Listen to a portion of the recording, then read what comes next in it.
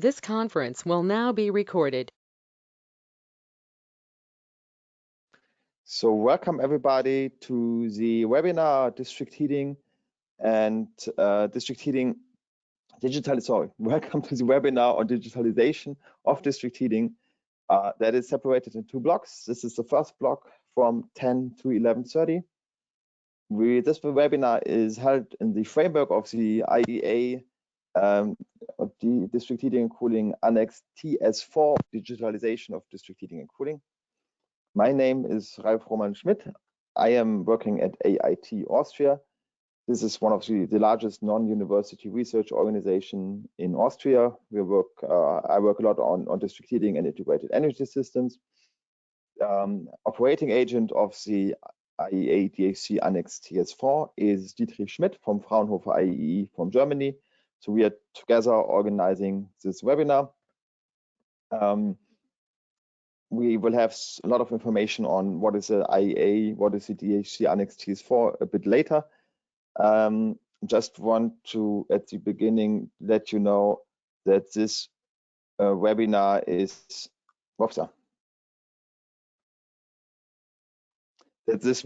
recorded. I don't know, you might have heard the voice. The video file will be available after the webinar, together with the presentations. If this is not good for someone, please let me know. We will cut out whatever is not intended if you think this should not be shown. There is some other etiquette for the webinar. We will mute everybody by default. Just as I said, just to avoid noises in the background. I guess a lot of you now have experience with webinars and telcos, so it's always good to be muted. You are able to switch on yourself. So it's called soft muting. So if you want to talk, it's possible to do so. Sorry. It's possible to do so, but please only if there's some important points, and afterwards please unmute yourself. We also try to avoid to let too many people talk at the same time. So if you have a request to speak, you can go to the chat window and type in RTS. You can obviously also type in your question already. We will have a couple of moderators. That's me. That's Dietrich, obviously, and my colleague Benedikt Leitner is also supporting me with organization. So he will monitor the chat room and see if there's any questions or if any requests to speak. He will take care on that and make me aware, since I am very much concentrating on the presentation. Unfortunately, I have only one monitor, so I do not see too many things at the same time. But we will manage to do so. If you speak, also please state your name and institution before you speak to make everybody aware where are you from and what's your background. We will also turn off webcams automatically. That should be done as well from my colleagues, that everybody turns off webcams in order to reduce the bandwidth, to make the things again smoother. For those who are speaking, we can turn on the webcam if you would like to do so. But just as Michael asked me in the early stage, just for those who are interested, we can ask them to turn on the webcam. Then we can. That's a bit nicer if you see those who are speaking. We will make a group photo at the end of each block. So that is a group photo. That means when we finish with everything, everybody should turn on his webcam. So if you don't want, obviously you should not, or you can maybe just look at the background if anything is okay in your background, if you're and then we can turn on the webcam. But very briefly, just see if we get 100 pictures on one screen. I don't know, I've never done so. We did that the day before yesterday with another webinar that was about 30 participants. That worked well.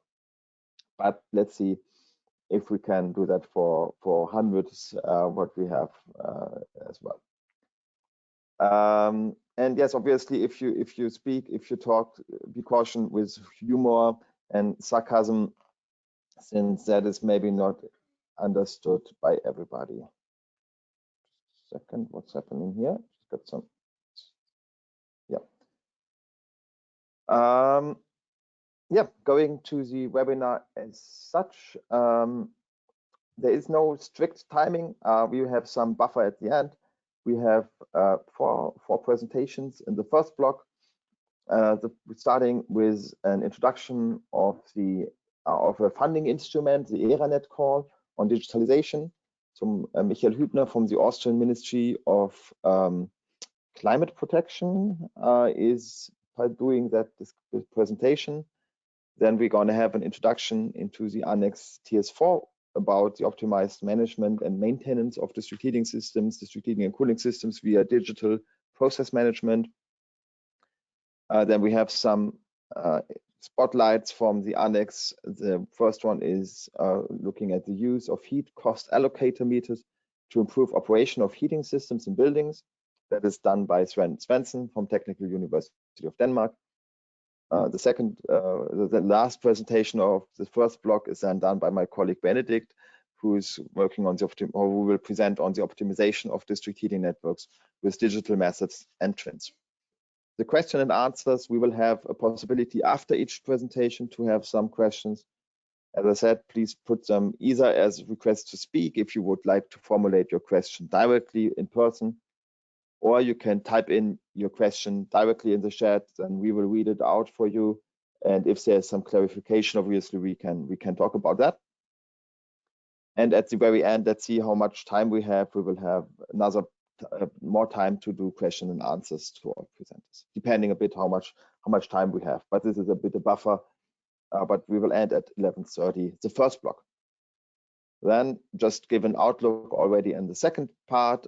Most of you will participate in the second part as well, at least have registered for the second part. We will have again after 12:30 possibility to dial in for those who are new. At 1 we start then with 1 Central European time. We will start with the webinar, and we have 3 more commercial presentations. The first one from Samsung on some district energy, the energy savings enabled with digital solution. Martin Brissau will present this one. The second one is Danfoss digitalization in future energy systems, future district energy systems, from Helmut Kahner from the Austrian Danfoss branch.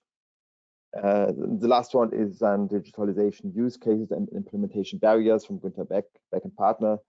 That is working actually together with Schneid and Noda. So that is a presentation from that point of view. We again have some question and answers to these presenters, but a bit shorter, since I put in another section here that will be a more interactive section than at the very end of the second block on opportunities and challenges for digitalization in district heating and cooling. And there will be a Slido that is an interactive webinar format where we are able to give some interactive possibility to ask questions, or to not to ask questions, but to state your research, the challenges you see, and we will then put them all together in a nice way. You will see. That's a surprise how that's going to work.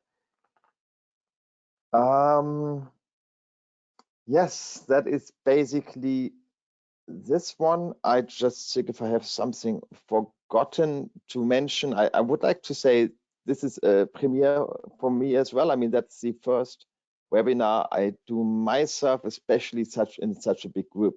I am quite confident with workshop organizations. I have my own district heating conference, so I'm quite confident on this side. But with a webinar, with all these technical difficulties, with people are in each and every room, with only the small screen, with my son that just wanted to sit beside me, and you might hear if he's a bit noisy in the meantime, I will try to tell him not to be, but he's not in the age to fully understand that one. That it's important to be silent. But we will manage. I guess a lot of us have similar issues with home office and kids and and these things. So that's an experiment for me. I hope it's a pleasant experiment. I'm quite curious. I think it's very good presentations, and a lot of participants. That was really surprising for me, since the invitation has been sent out very recently, to have so many people attending in the webinar. So long talk. Don't want to go too much into details of this one, and I guess you're all eager to get on the presentations. So then let's start with the first one. Michael Hübner from the Austrian Ministry, that is eager to tell you about the new ERANET call on digitalization. Michael, are you already there? Hello, Ralf Roman. I'm clear to start. Perfect. Should we give you the webcam? Yes, if you want. It's nice that those days, and you mentioned it already, we are learning a little bit about people's homes and their children. My son is already 16, so he will not come and try to sit by my side. It's more that he's somewhere lost in the internet space and in his room for the whole day, and if you leave him, also for the whole night. Thank you very much for inviting me to this webinar. The reason, or how we are related, is that our initiative, the Joint Programming Platform Smart Energy Systems, and the IEA TCP on district heating and cooling have partnered up. So you, as District Heating and Cooling Initiative, are an associated partner to our initiative, which I appreciate very much. And I'm gonna present very briefly a little bit what is this animal that I'm talking about, this Joint Programming Platform Smart Energy Systems, and what are we doing and focusing in at the moment. And then I will come to the point where you as a community come in.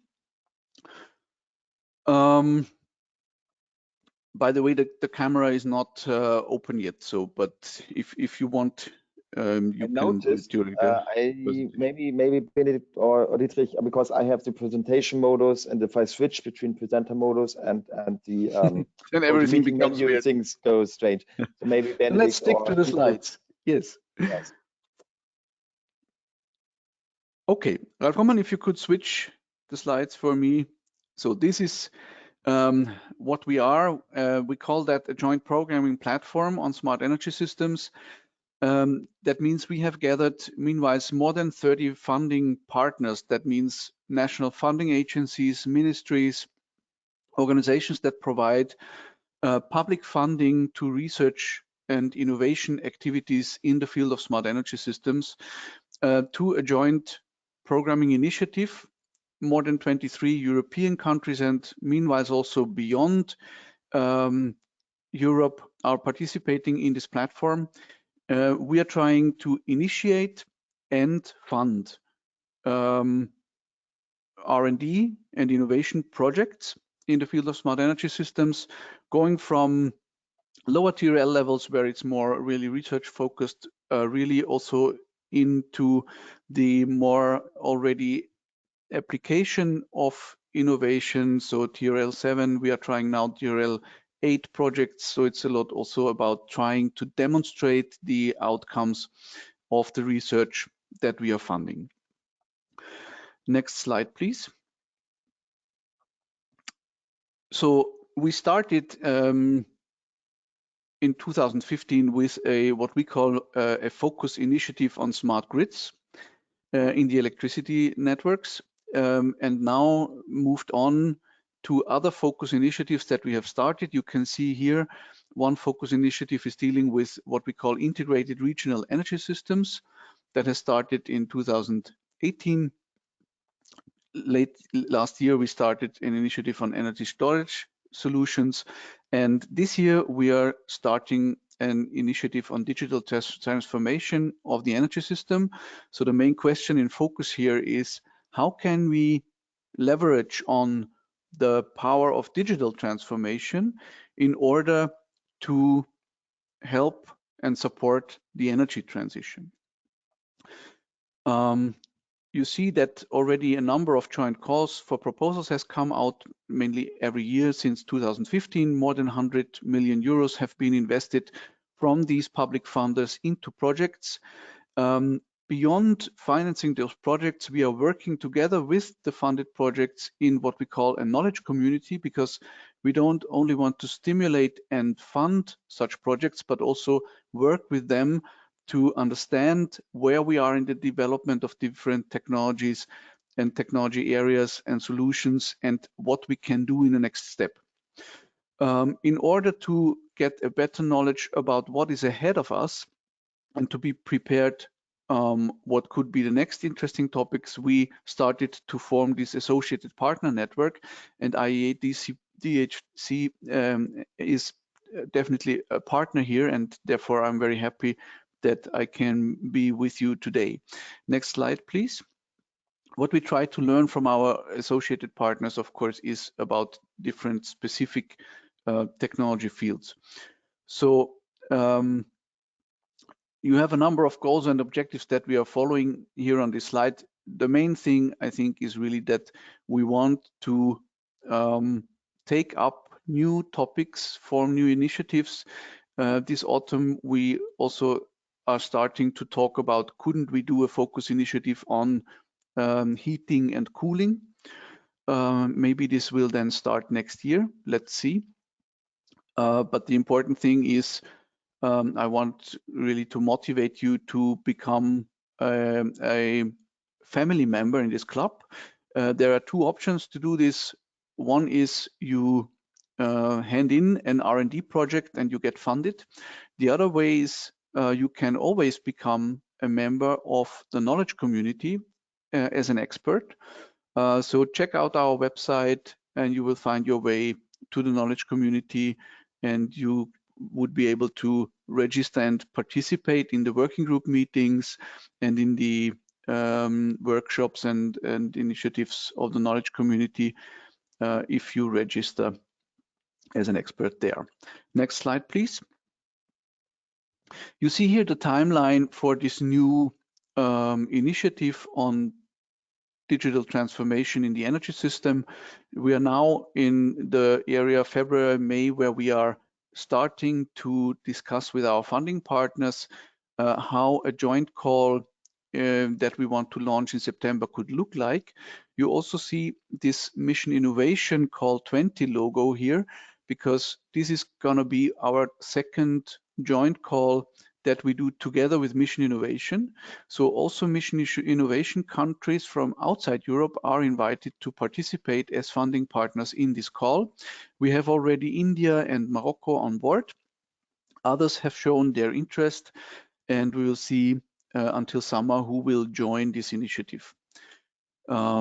In September, when the call has opened, or from September to December, there will also be a number of matchmaking and proposal development events where we try to help project partners to find each other. As such a global initiative, for some time it's not easy to form project consortia, and we want to support that.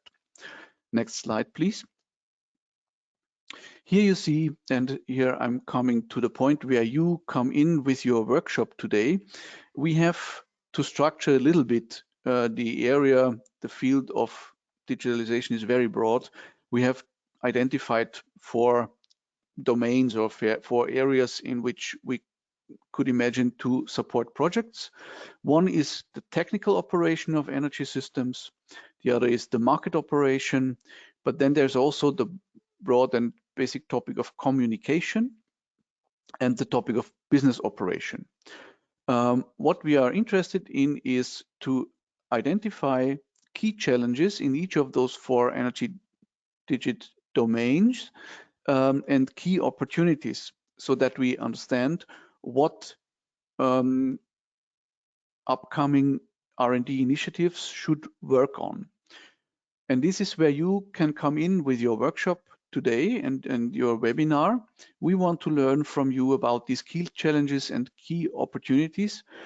Please, of course, don't expect that what you propose or what you develop or discuss here will show up in in a call text one-to-one, but of course we will digest and try to understand what you are developing here and try to respect that in the outline of our joint call, which is also on the other side, of course, very much defined by the scope that the national programs have that participate in this call. So we are not free to do everything.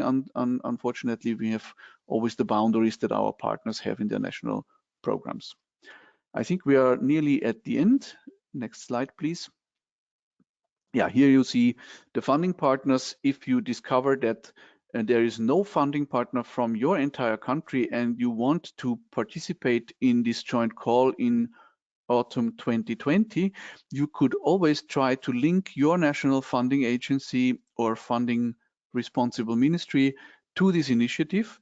Just make them aware that it exists and try to link them to us.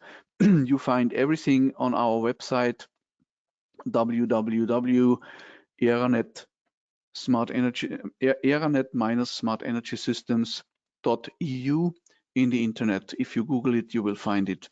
Thank you very much for the opportunity to present this initiative to you, and we would be very interested to learn during these discussions today and presentations today, but also if you have any summaries that you want to send us, summary conclusions, we would be happy to receive that and to share that in our community. Thank you very much. Yes, thank you, Michael. The virtual applause is difficult that we see, but anyways, thanks again for the presentation. One thing I would like to highlight, what I a bit forgot to explain a bit the framework. When we first thought about the annex workshop on digitalization or in district heating, I was talking to Michael if that is possible to make it at the ministry, and he was quite excited to do so. Because there is, as he presented us, this initiative on funding calls for digital transformation in the energy system. So there was a very, very good match between these both ideas. One, the annex experts and industry people talking about digitalization. On the other hand, the funding partners who are looking for input. What are the real needs in the market? What is the real requirements for going a step further for implementing innovations with the digitalization in the energy system, and obviously today specifically in district heating. I think especially since district heating is a bit of a black hole for many people and as such, and especially for many people in the for the digitalization. There is a lot of talks when it comes to electricity network and electricity systems on digitalization. District heating is catching up. And actually, there is also funding partners in the call, as what I saw from UK are people from BICE, the ministry who's responsible for supporting district heating. So maybe that's an opportunity to get even on that level people aware what is happening and get them together. So I might add, since I don't see that now very well, is someone already, is there any questions already? I don't see anything in the chat window. Is there anyone who would like to ask? Is there any requests to speak from your side? I don't see anything.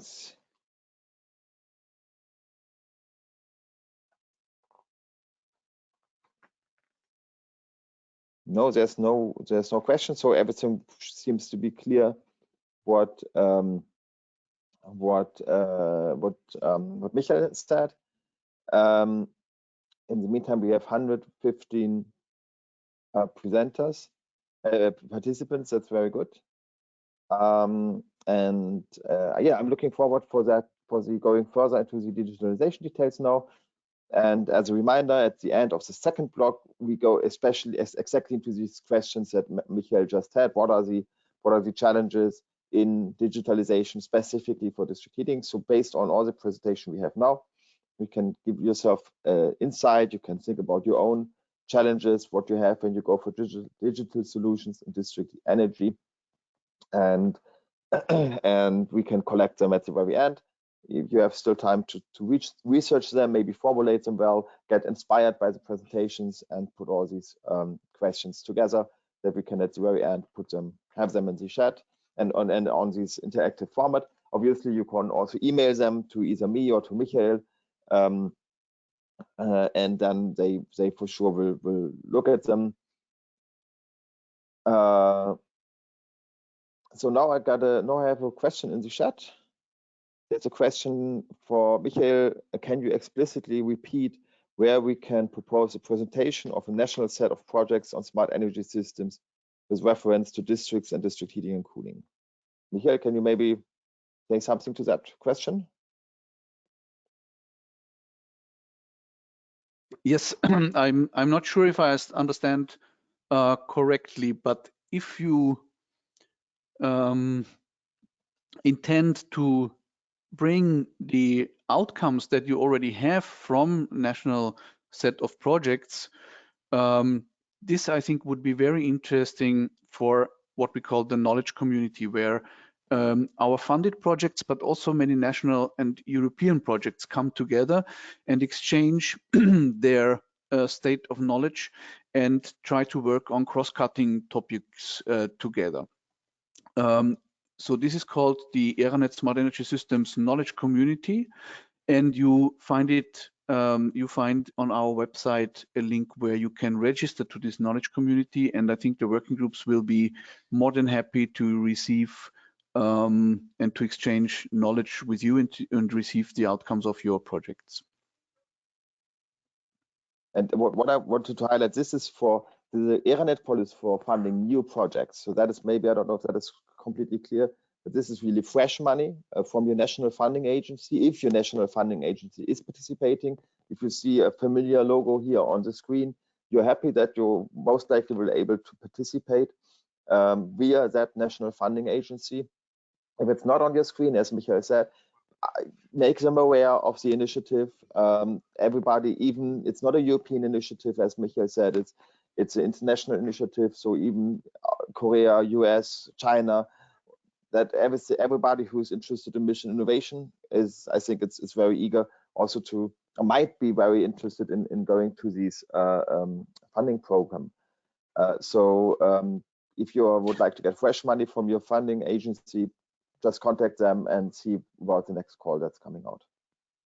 Exactly. So in September, there will open a new call. So we will fund new projects, and the knowledge community that I described before is ready to receive your projects and outcomes that you already have. Thank you very much.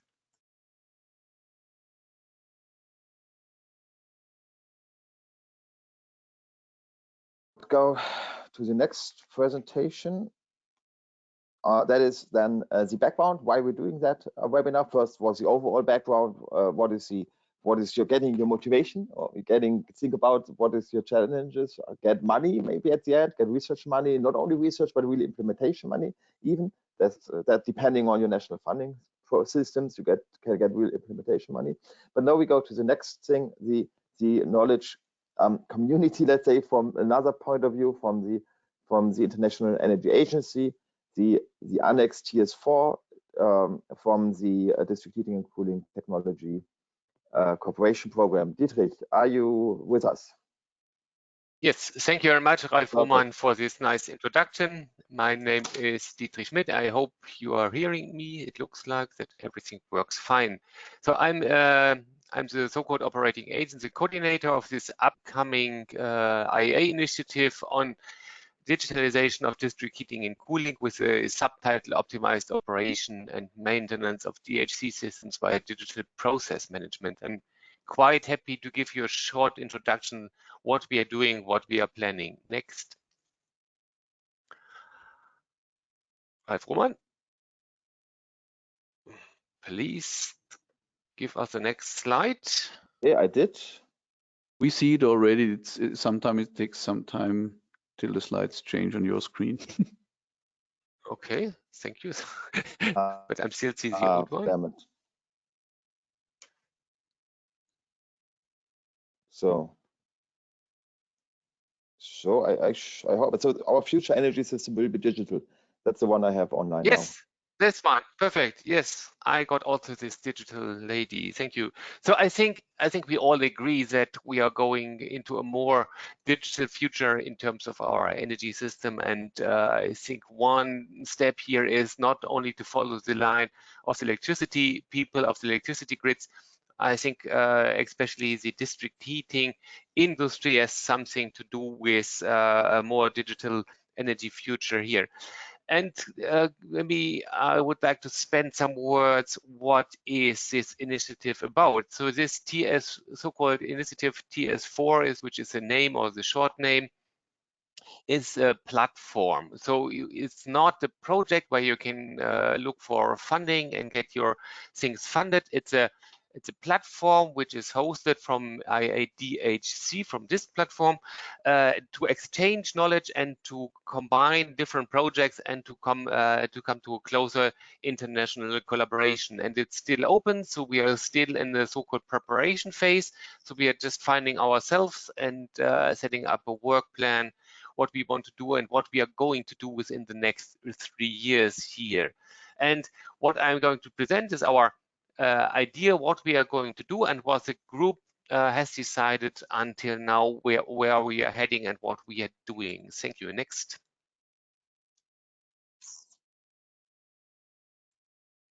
So in terms of background for the digitalization, especially district heating and cooling networks are traditionally operated with quite limited number of controls. I know, and we all know, that it depends a little bit on the grids and on the operators, but in terms of what is commonly done in the industry, this issue about digitalization is not really coming from the district heating and cooling, but I think district heating and cooling has a lot of opportunities, especially in this field of a more digital future. So wider implementation of information and communication technologies as another industry will open up or opens up for better network management based on real-time measurement data and not only the management. Next. It takes some time, and of course we see we have some opportunity, so we can offer flexibility by integrating digital processes to manage better with the demand side and with the production side. We will see some peak shavings. Already realized projects show quite good opportunities for that. We see that we can enable a higher integration of fluctuating or renewable energy sources when we control, or when we have better control about upon our grids, and especially also better communication to our users. And third, I think, or we all see that not only on the technical side we have strong challenges and strong opportunities for the digitalization, especially when it comes to market potentials and business opportunities. We would see new business models and opportunities for district heating providers or related industries in this field. Next.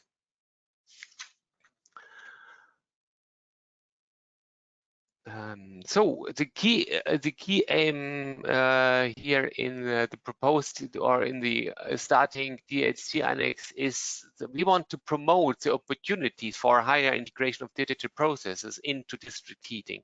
And of course, by doing it, we want to clarify the role. So what is the role for digitalization in different parts within the operation of a district heating system? Next.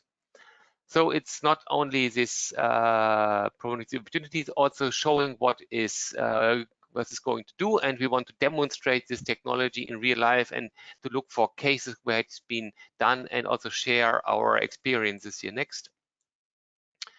And on the other hand, also the new challenges which need to be tackled within this digitalization, as data security, privacy, and of course about data ownership, need to be handled in relation also to legal requirements from the different countries, and we want to take care of this as well. Next. So the principle. It takes some time. The principal goals of our annex is we want to create more awareness about the advantages for implementation of digital processes between different stakeholders and users in the different industries. Could be the utility companies, the district heating providers, but also the system provider or the communication industries. So on various sides, and of course also on the side of the housing company. We would like to provide state-of-the-art overview over the digitalization of district heating schemes from R&D projects, from demonstrators, and from case studies. And we would like to evaluate the non-technical barriers and enablers for the digitalization processes, especially for the case of district or for the field of district heating and cooling schemes, with new business models, legal aspect, and policy instruments. Next.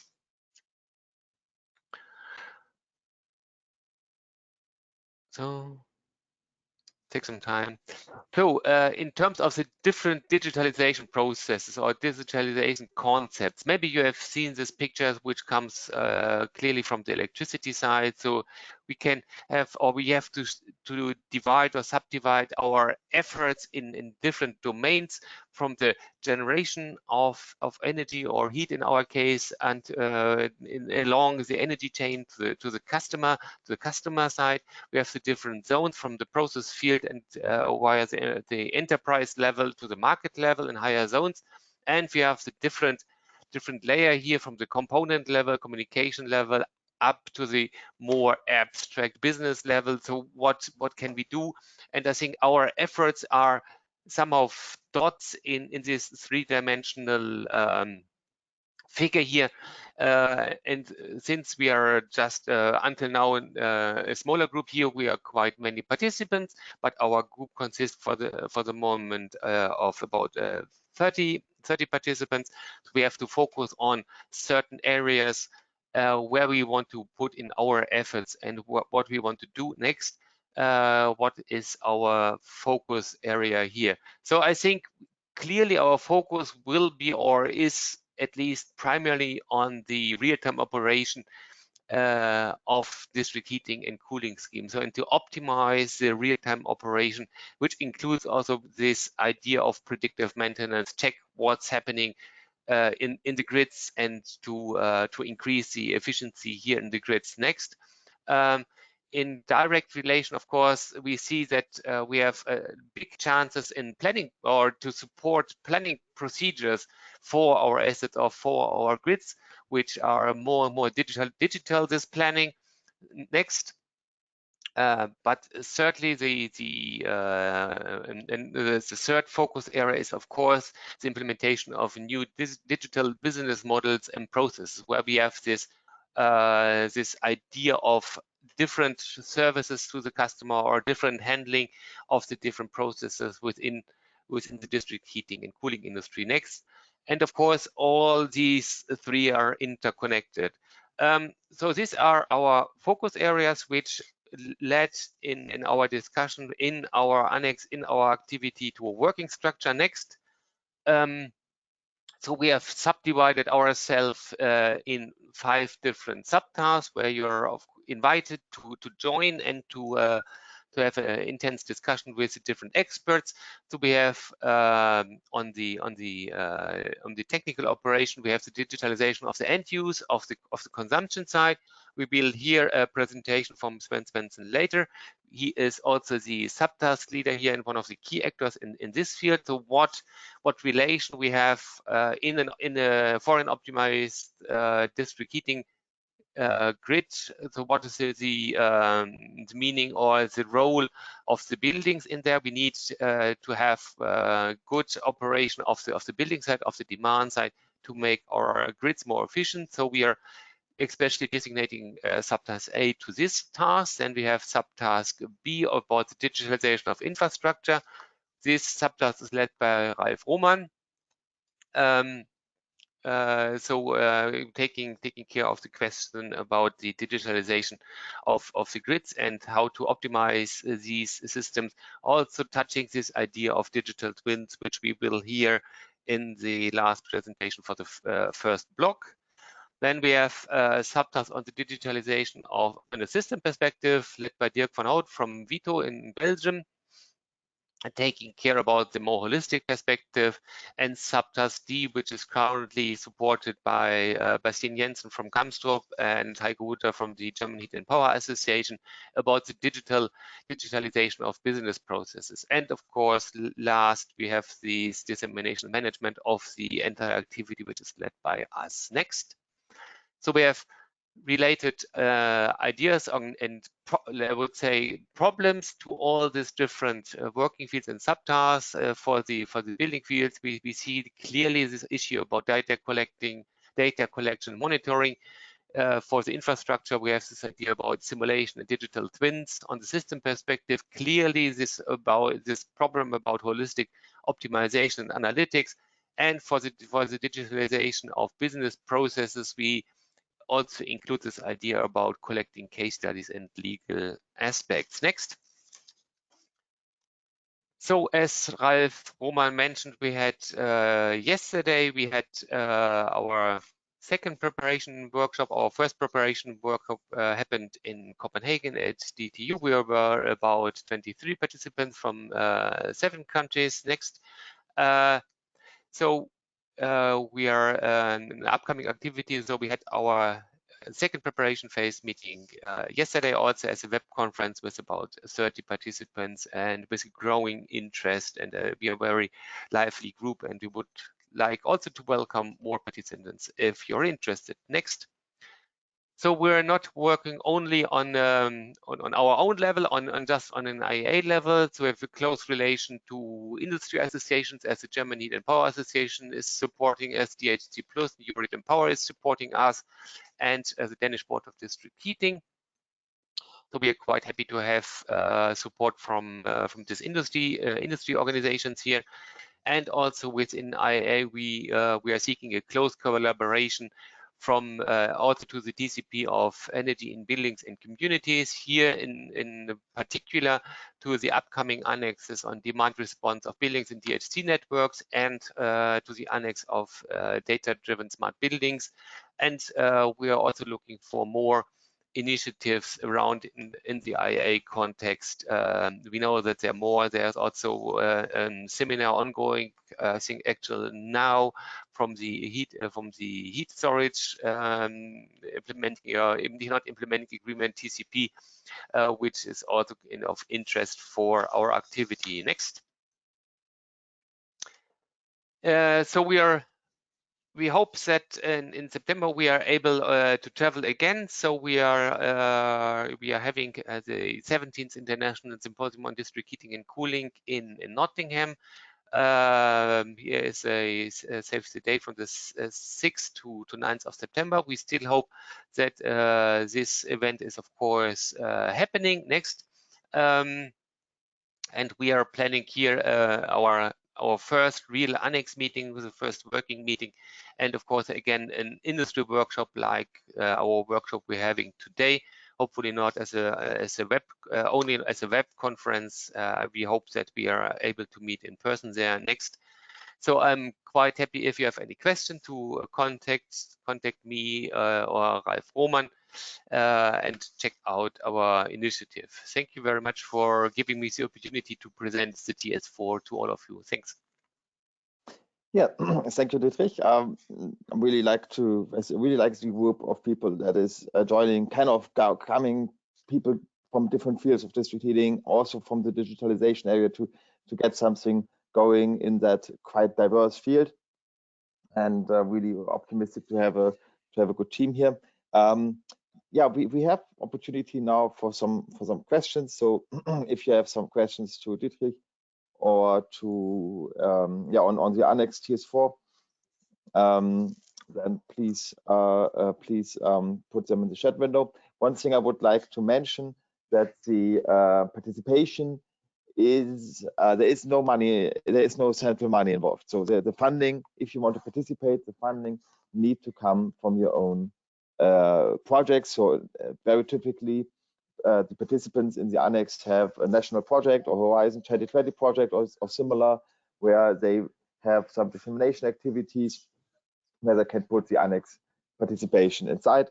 Some countries like Austria and Denmark, and I think even Sweden, have dedicated programs for doing the funding, and so there is able to ask for funding in these dedicated funding calls. That's just some additions from my point of view.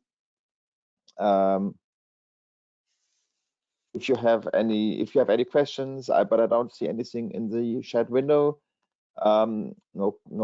No questions for Dietrich so far, so everything seems to be clear. So thank you very much from my side for giving me the opportunity to present, and hope to see some of you again in near future. Perfect. Then we're going to switch to the next presentation. Then we're gonna go to Sven Svendsen from the Technical University of Denmark. I saw him already in the attendance list. Are you here? Are you with us, Sven? Yes, I'm here, and good morning to everyone. Perfect. So the floor is yours. And you are going to show the presentation? Yes, exactly. So if you give me next slide, I will gonna switch then to the next slide. So if you can go, so this is my presentation. I'm Sven Svendsen, Technical University of Denmark, and the focus of this presentation is use of heat cost allocators meters to improve operation of heating systems in buildings. Next slide, please. The background, just to get the background set, is that we can have a district heating system today operating with relatively high temperatures because the heating systems in the buildings are operating in higher temperatures than really is necessary to provide the comfort temperature of 20-22 degrees in the rooms. And this is because we have for many years been designing and operating heating system based on a focus on the comfort temperature and not really addressing the need to lower the return temperature because that was not necessary earlier. So next slide, please. But today we have a new situation in two ways. We need to change our energy systems to be fossil free, and we can do that in a very cheaper way if we make use of district heating. And especially if we can lower the temperatures in the heating system in the buildings, then we can lower the temperatures in the district heating networks. And then we can make use of low temperature heat sources like waste heat and renewable energy, which is much more efficient when they have to supply energy at lower temperatures. The other part, which is a new situation, which is a positive development, is that we are getting a revolution that all the energy meters we are using for the billing of heat are getting digital and wireless. So now we can get signals from those meters that earlier was just read manually once a year for the energy bill purpose. Now we can get them without extra cost to be read every hour. So we can easily get hourly values from these energy meters. And we can make those measurements available online. So this is a very positive situation, and that is why we have a potential new solution that we can change the operation of heating systems so they can be operating with a lower supply and a lower return temperatures by use of those online data, which has not been available earlier. Next slide, please. So the methodology to implement lower temperatures in heating system is a two-step method. The first step is to find the actual operating temperatures and estimate the potential possibility to lower the operating temperatures. To do that, you need to pick the data from the energy use, which is available from the district heating meters delivering energy to the building. And you can take the energy, but you can also get the average return temperature from those digital meters today. And you can, if you don't have a special sub-meter for the domestic hot water, you can subtract the domestic hot water part due to the summer operation. Then you can take from the heat cost allocators. And for those not familiar with that, a heat cost allocator is a small device which is glued to the upper part of the radiator in each radiator in the large building. The heat cost allocator measures the surface temperature of the radiator and the room temperature, and the temperature difference indicates a heat output of the radiator to the room. These was earlier read manually once a year, but today they have been transformed to be electronic, digital, wireless communicating devices, which can therefore be available on hourly basis with the same transmitter system with actually no extra cost. Then you have the companies who are installing those heat cost allocators. They need to register the actual size of the radiators. In buildings, existing buildings today, you may have an uncertainty about what is the heating capacity of the radiators. They have been designed maybe 50 years ago and changed sometimes, but when the company having the heat cost allocators installed, they will automatically register the actual size of the radiators, and then you can easily get these actual data. And the last thing is the heating degree days from different temperatures. You can get that from the meteorological service. So the next slide, we will see how you can use these data. So here we have a graphical illustration. So on the x-axis, you have outdoor temperatures from -12 to +12 degrees, representing the design situation up to the end of the heating season. On the left y-axis, you have a temperature scale, which is for the supply and return temperature curves. The blue one is the supply and the red one is the return temperature. And you can see that we start for the design situation with a 70-40 situation, and then when we have lower heating load, we can narrow down the temperature difference with the same pump flow. And this is calculated based on the heat loss and heat demand of the building. So this way we have, for the use of the data for the building, we can estimate what is needed, really, what is the minimum needed temperature to supply the temperature. The right y-axis is the energy delivered, and that is the green columns. So here you see how much energy is used at different outdoor temperatures. And of course, we see that we don't have any days, full days with a -12 degrees. So the design of the heating systems is very, very conservative. So we have a very oversized heating system compared to what we typically are using of heat. And that is why we have a very good opportunity to operate the system with lower temperatures than the design temperatures. And that's very important to remember, to stress this. And that results in an average return temperature of only 31 degrees. If we then compare that with the measured average return temperature, which was in the actual building 43, we can see that we have been able to lower the return temperature. That there's a potential to lower the return temperature by 12 degrees just by lowering the supply temperature to the very minimum. And of course, this is based on the ideal situation that the control of the radiator system will work perfectly. But this is the potential, and that shows that there's something to get out of this. So next slide, we will look into,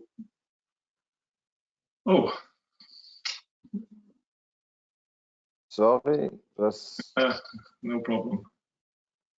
So here we have the step 2 of the method of how to implement low temperatures in heating systems. So the step 2 is to find and fix the errors in the heating system. Because we have to realize that in existing heating systems, we typically have a lot of errors. We have the tenants using their radiators incorrectly. We have a number of physical problems listed here. We have design problems maybe also. And the benefit now is that the service person who is responsible for making the operation better, he has a lot of difficulties to actually see what is going on in the buildings. That has been the situation. But today he can get a lot of help from getting data from the heat cost allocators and the extra temperature measurements we can add using the same concept. So for the next slide, we will see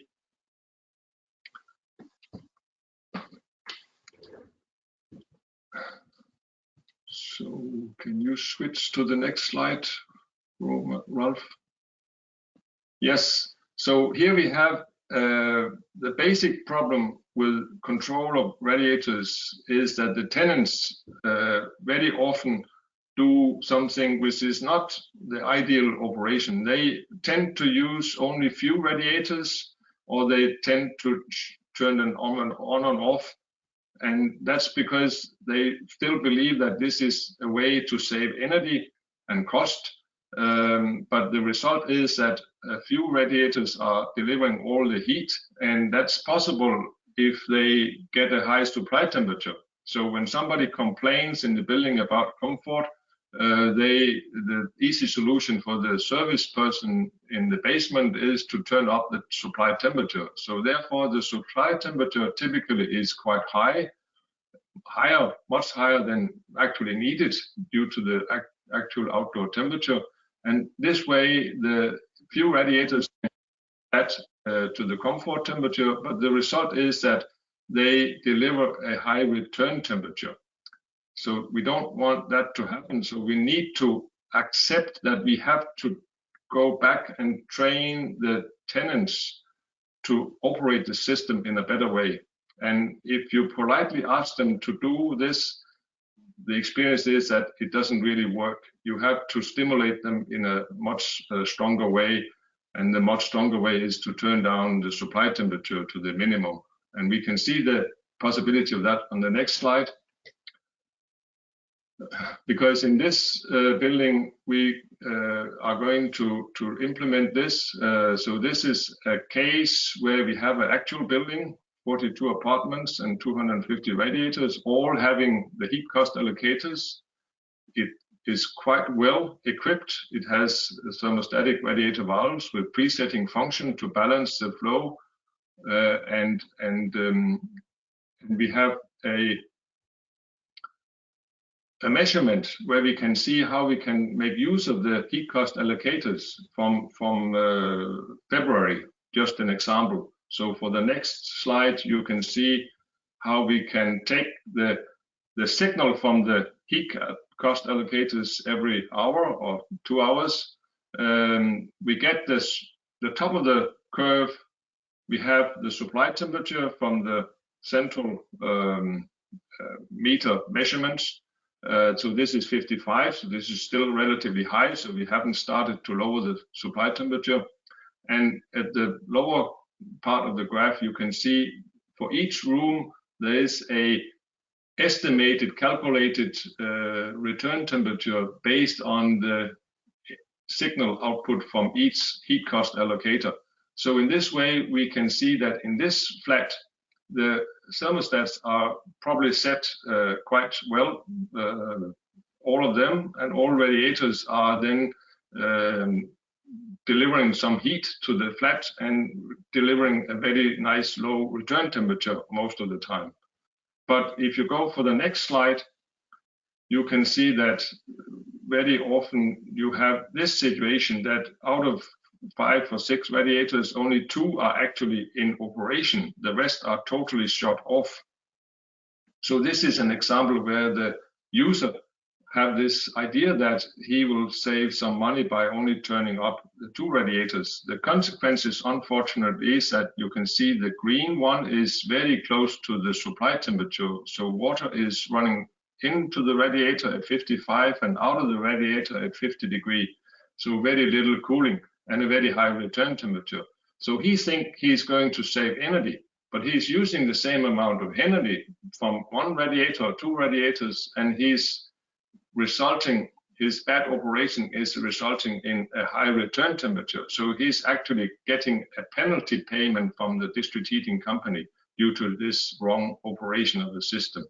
And this is what we want to see, and then we can turn down the supply temperature, then he needs to open more radiators to get the heat in the flat, because only if all radiators are turned on, he is able to get the comfort temperature. And as long as he don't turn on all the radiators, the janitor can say, but if your temperature is too low, it's because you haven't opened the radiators. And automatically, if people don't get the right temperature, they will start opening all the radiators. So this is a more robust way of teaching people to turn on all radiators and leave them turned on.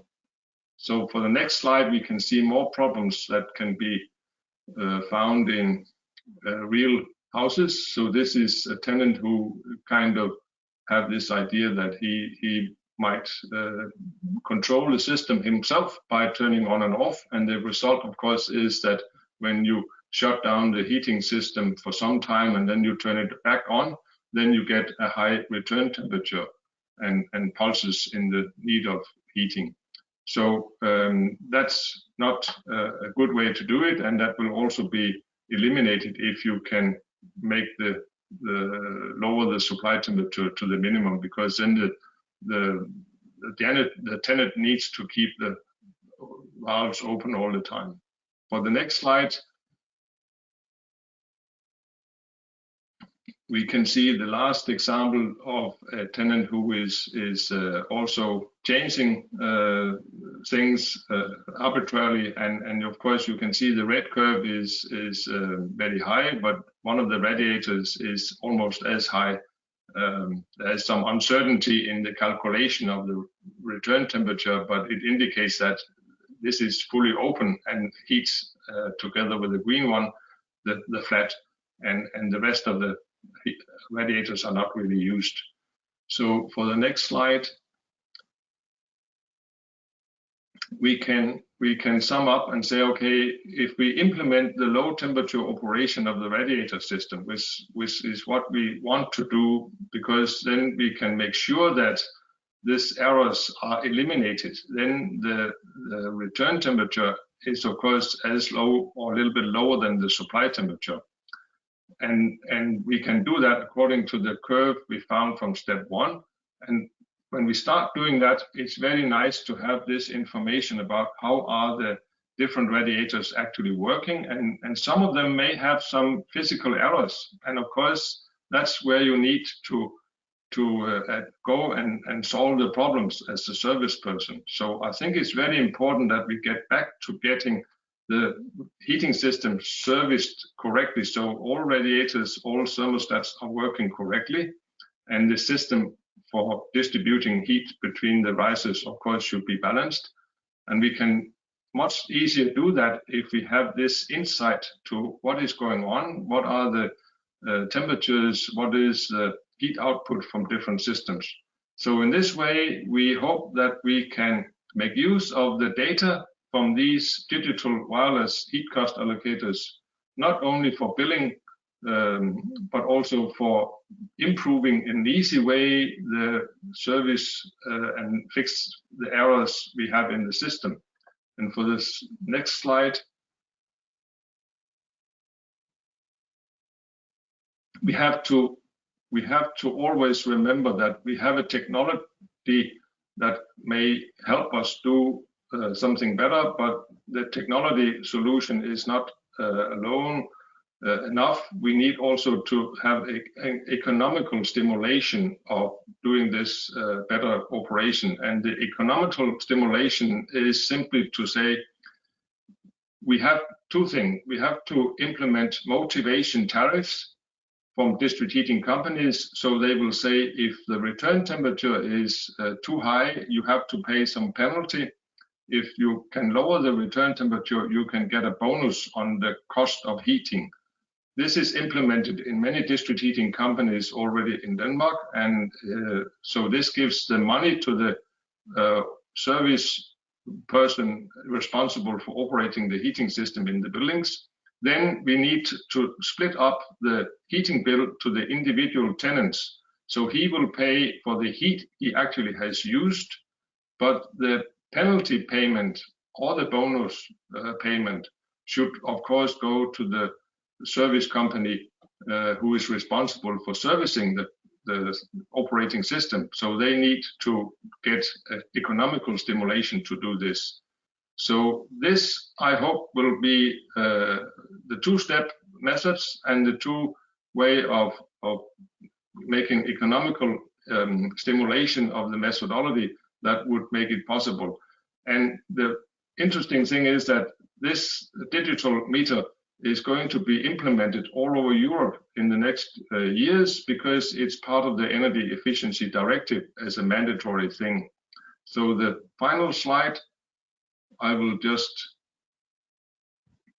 say that this was my presentation, and if you want to cooperate in this work, I would very much welcome you, and please contact me, and then we can do that within the IA task TS4. So thank you for your attention. Yes, Sven, thanks a lot for your presentation. I think that is a very important point you're raising with your work. Sorry, with the work in subtask A of the TS4, the interface between the customer and the energy system, and together with what you mentioned at the very end, with the increasing digitalization, giving a lot of opportunities for being, obviously, for changing. On one hand, a lot of people talk about demand side management, that the building heats at a certain time when energy is better available, and it does not heat when energy is very expensive or only fossil. But on the other hand, the point you're mentioning or you're raising, to increase the temperature, to decrease the temperatures in the system, to increase therefore the efficiency. It's a very much underestimated point. That is, there is a lot of awareness for that point from the district heating companies, but it's quite difficult. This is, and I see already a couple of questions incoming for this point. So the first, not question, it's more comment from Viborg Fernvarme. That is in the chat. You see a link to an article what have been written on the system that has been implemented in Viborg, and that has already an effect. I'm aware of that system. I think it's an interesting case study. Recommend everybody to check this article. And there's some questions from, first one from Wien Energie. How much is the penalty bonus payment on the overall bill? On our calculation, the service and network costs are already dominant over the energy cost, even without penalty bonus part. Can it be attractive for saving of €5 a month, for example, for a tenant? Sven, if you would like to answer that question. Yes, I will clearly address the link Tom sent for his, because he's have implemented this system in his district heating network in Viborg, which shows very well the system. So please read that. But about the generally, if you want to change as a district heating manager, if you want to change the system for the future, and you know, in some years we are going to have renewable energy, and it would be a big benefit if we could lower the supply and return temperatures before we have to implement those systems. Then, in principle, you can introduce a penalty bonus tariff as a kind of a neutral system that will turn down the temperatures and give the customer an economical initiative or interest in doing that. The typical value used in Denmark is 1 or 2% of the cost, and that results in many buildings in quite large extra bills. But of course, you have a limitation. It's not so much that you can renovate the whole house, but the system here is that you don't need to renovate the whole house. You just need to get back to operate and service the heating system as you should actually, as a service person of the building, already have been doing. And just to correct those small errors do not cost a lot of money. So I think it's technically and economically feasible to realize that. But as a district heating company, you could even have higher bonus penalty tariffs percentages. If you could have 5%, that would stimulate this more. And the idea would be that you could kind of have a balance between how much you get in bonus and how much you pay in bonus to customers and how much you charge those who have too high temperatures in a penalty payment. And that would stimulate the change of the system. Yeah. Thanks, Sven. I just noticed it's already 11:15, so we are already a bit late in time. I would close this presentation for now. Just make one remark to the Austrian participants. We have there's a national project. It's called T2LowX. It's an Austrian project where we look at these kind of motivational tariffs and other measures.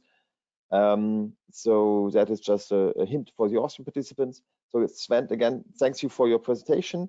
There's another question. I'm afraid we are already, as I said, we're already late. Herbert, I guess you hear me. We will make that question maybe afterwards directly.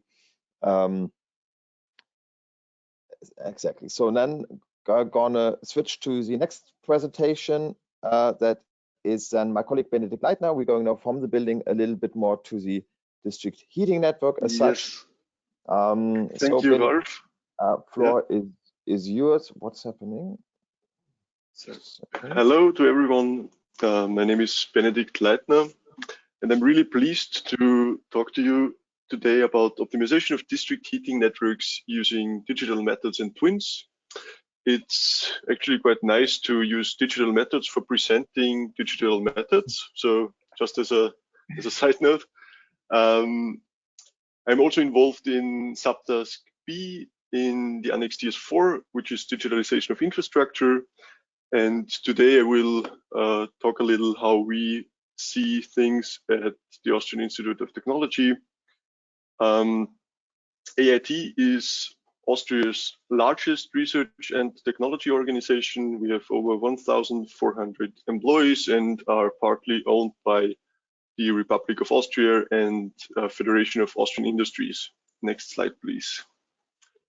We have various topics of expertise at AIT, and one of Ralf and my main topics is district heating and cooling, where we basically analyze different decarbonization strategies for district heating and cooling, flexibility and hybrid networks. That means also interfaces to other networks, especially to the power sector, to also enable flexibility for the power sector, but also for the district heating network, and to have a closer look on efficient and low temperature networks. Next slide, please. The main focus of my talk today will be digital twins for district heating and cooling. So maybe as a starting point, what is a digital twin? It is somehow a virtual replica of a physical system. This is, you can use a digital twin basically for a various of different use cases, being predicting the dynamic system state, or for visualization and also virtualization when you think about augmented reality to enable maintenance, for example, or training. Of course, in general, for the decision support to optimize operation and control, for fault detection, predictive maintenance, or for standard scenario evaluation, where you analyze what if we install, for example, a larger thermal storage tank or another generator, or what if we lower the supply temperature. So the specific use case that you select basically defines the level of detail and the approach that you might use for creating your digital twin. So this is not a straightforward thing, and this is also not something that is standardized in any way. But today I will present one method or one approach that is focusing mainly on the energy technology point of district heating networks. Next slide, please. So one key point you might have in mind when you think about digital twins is what is the exact difference of a digital twin and simulation. So there are some similarities, but there are also some striking differences. So one being that a digital twin normally receives real-time data from its real-world counterpart. So this allows the digital twin basically to become active and change dynamically based on the operational data it receives from its physical counterpart. Another thing is that digital twins are normally thought of being multi-domain. So that means that a digital twin does not only focus on one domain, for example, energy-related data, but also for storing business data. This allows cooperation between teams with traditionally different foci, and it also provides a unified repository for different kinds of data for the same system. Another thing is that digital twins can work together. If you think for the case of district heating, you have maybe a digital twin for the network, you might have a digital twin for buildings or for generators, and these areas are normally operated by separate businesses or corporations, but they can work together via the cloud or via different IoT platforms, and this also enables basically collaboration among normally separated businesses. So in the example I want to present today, we use Modelica for a detailed dynamic thermal hydraulic simulation of a district heating network. You see here an example of a smaller network where you have models for a supply unit, for the pumping station, a decentral supply for each supply and return line, for the different substations, and also for buildings. Next slide, please. Modelica is a very nice language. It is an open language for dynamic modeling. It is equation-based and uses differential algebraic equations, which is very general. It is object-oriented, which allows us to reuse and extend different models. It is itself already multi-domain, so you can analyze systems that are mechanical, electrical, hydraulic, thermal, but also control systems. There are a lot of model libraries available, all proprietary ones, but also open source ones with a lot of validated models. Maybe the only downside I can think of is that it has a quite difficult translation process behind, but this is normally not something that the direct user is concerned with. Next slide, please. At AIT, we use this Modelica language to create our own district heating library, which we made open source. We use the excellent open source Modelica library eBIPSA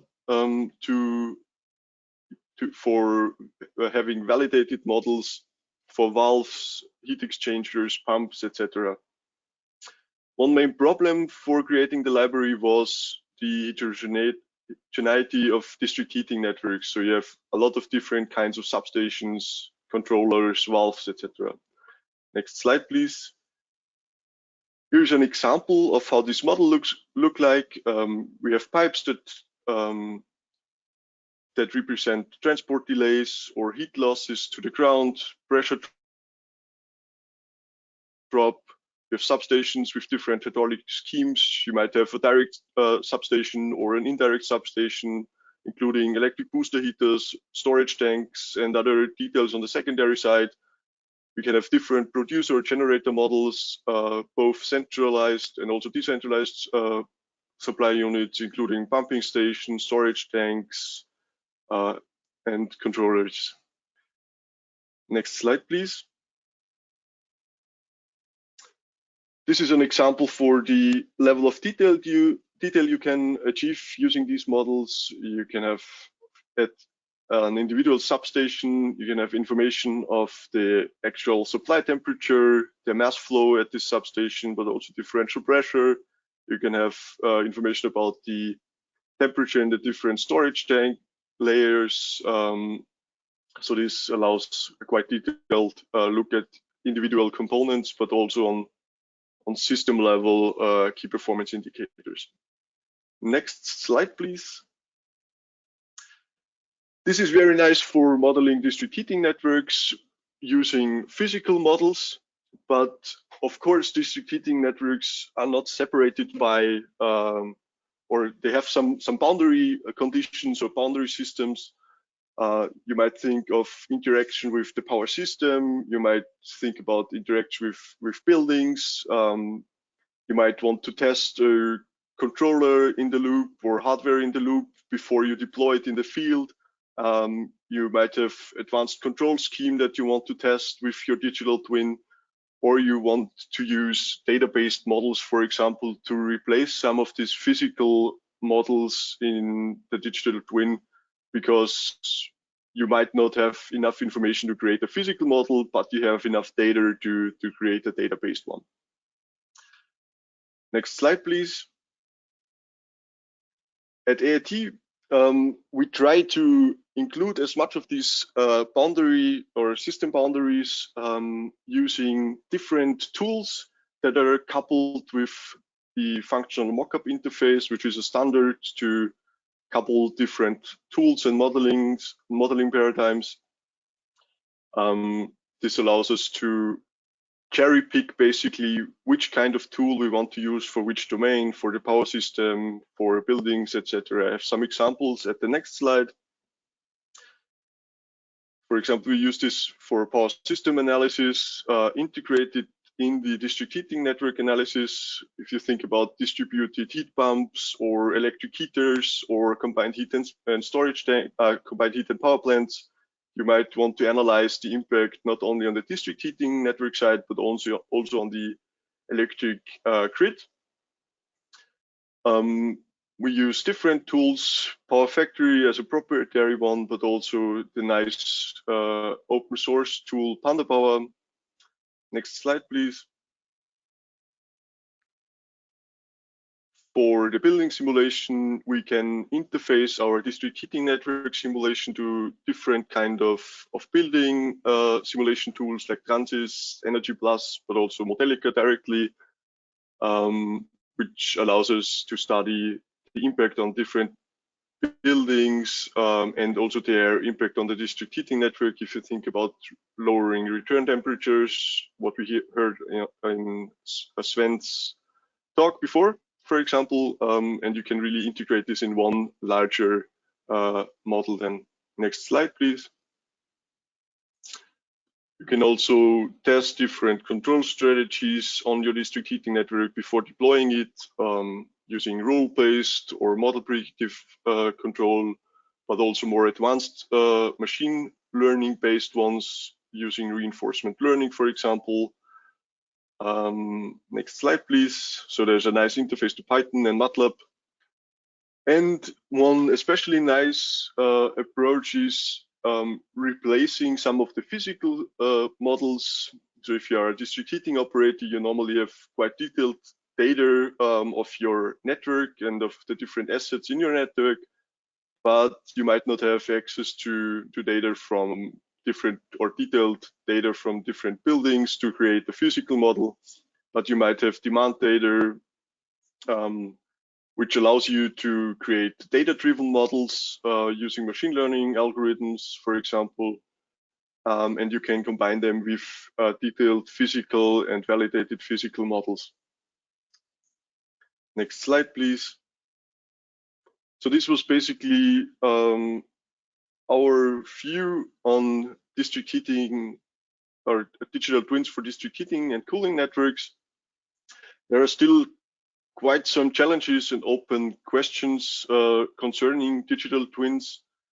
For example, it's not that obvious what kind of modeling tool you use for a specific use case, or what kind of models. So there might be actually different models for the same component, but for quite different use cases. If we think about the engineering perspective and the business perspective, there might be completely different models applicable. Also, the model complexity really depends on your use case or on your application, but also on the data that is available, which might be limited. Updating and long-term maintenance of digital twinning software is also still an open question. How to update this kind of software during operation. There's also still a lack of experience in how to employ different use cases, how to set up and operate a digital twin for district heating and cooling networks. And it's also at the starting point quite unclear what the monetary value of a digital twin is, which makes it even harder to go for it. Next slide, please.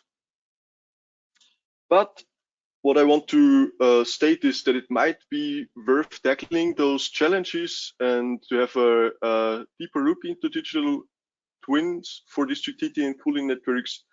I just want to name a very prominent example from the automotive industry. Tesla, for example, has a digital twin in each of his vehicles, which delivers basically real-time data to the manufacturers, and you can analyze the user behavior, the impact of different user behavior or different hardware and software on the different vehicles, for example. And this data is directly available at the manufacturer. So thanks a lot for your attention, and I'm really eager to discuss some of the points with you in a discussion. Thanks a lot. Yeah, thanks a lot, Benedikt, for that presentation. We are actually a bit over time already, 11:31, so I see already first people leaving, but I see on the other hand still some questions coming. There's two questions, one Markus Gölles, Best Austria, about the complexity of the models. Mathematical structure has a model for a pipe, 2D partial differential equations. One heat or momentum, is it one, two, or three-dimensional models? So again, I want to stress that this was an example of how you can model a digital twin. It definitely, as I said, the use case of the digital twin definitely defines the kind of models or the detail of the models that you might use. In our case, for the Modelica models I showed, these are normally one-dimensional models that have both equations for the thermal as well as for the hydraulic domain. Hope this answers your question. But as I said, there might be different use cases where, for example, a more detailed CFD simulation is applicable, or where you don't really need a technical simulation, but rather the business side, or yeah. Okay, glad that it answers your question. Okay, perfect. Then there's a second question from Min Daugas Valenci. Oh, no, I don't see it anymore. Just a second. Yeah. How Modelica is ready for larger systems, more specifically auto-generating the model from GIS data. This is a good question. I think Modelica itself, as it is only the language, the modeling language, is quite ready to create larger models. I agree.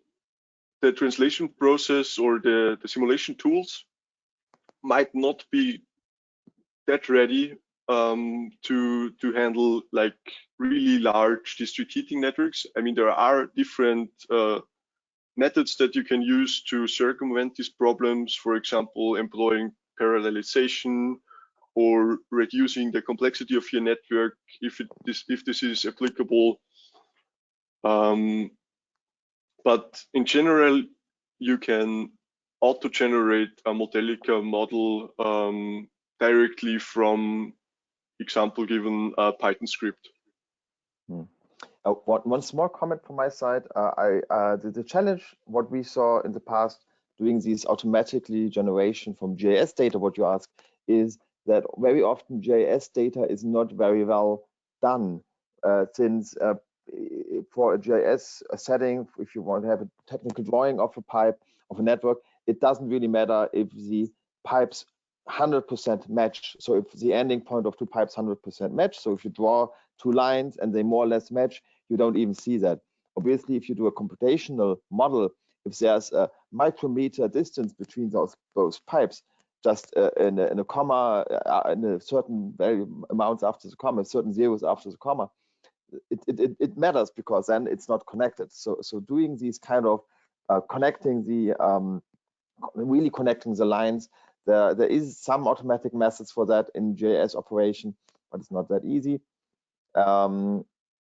Yeah, there's some other questions, but as on the complexity, but since we are already a couple of minutes over, and I see people already leaving, I just want to, maybe Markus and Benedikt, we can you can have a direct chat together afterwards.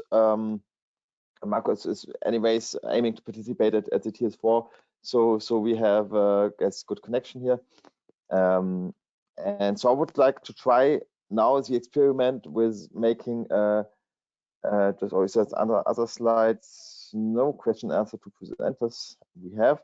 So let's try to make this experiment on having a shared group photo, if there's not any other question. I mean, we might have room for any general question, but as I said, we are already a bit over. So if there's no pressing question, we can maybe also ask in the second part. There is another question for the complexity again. Again, I would suggest to discuss that question either later today or in the break. So maybe I can provide Benedikt's email address, or you have it. Yeah, I can. Maybe I could just put Benedikt's email address in the chat box if that is okay for you, Benedikt. Of course. Then you can maybe just directly ask Benedikt these points on the digital twin presentation. Now let's see if we can make a webcam. I think you're not able yet to turn on your webcam. Yes, we are. You are? So then I enabled this function. You enabled it already. So then let's try what we can get here now. I don't see anything at the moment. Don't see anything.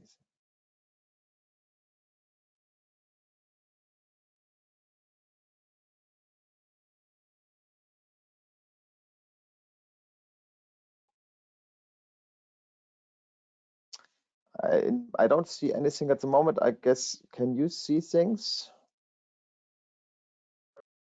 Yes, but you have to click view everyone. On top of the screen, you have a very small.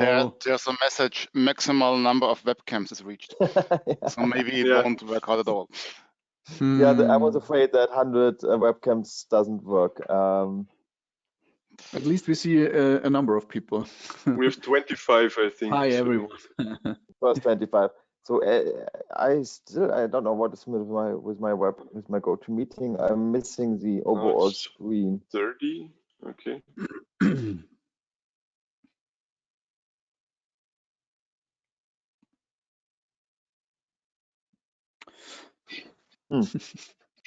Strange. But maybe someone can no make problem. We can hear each other.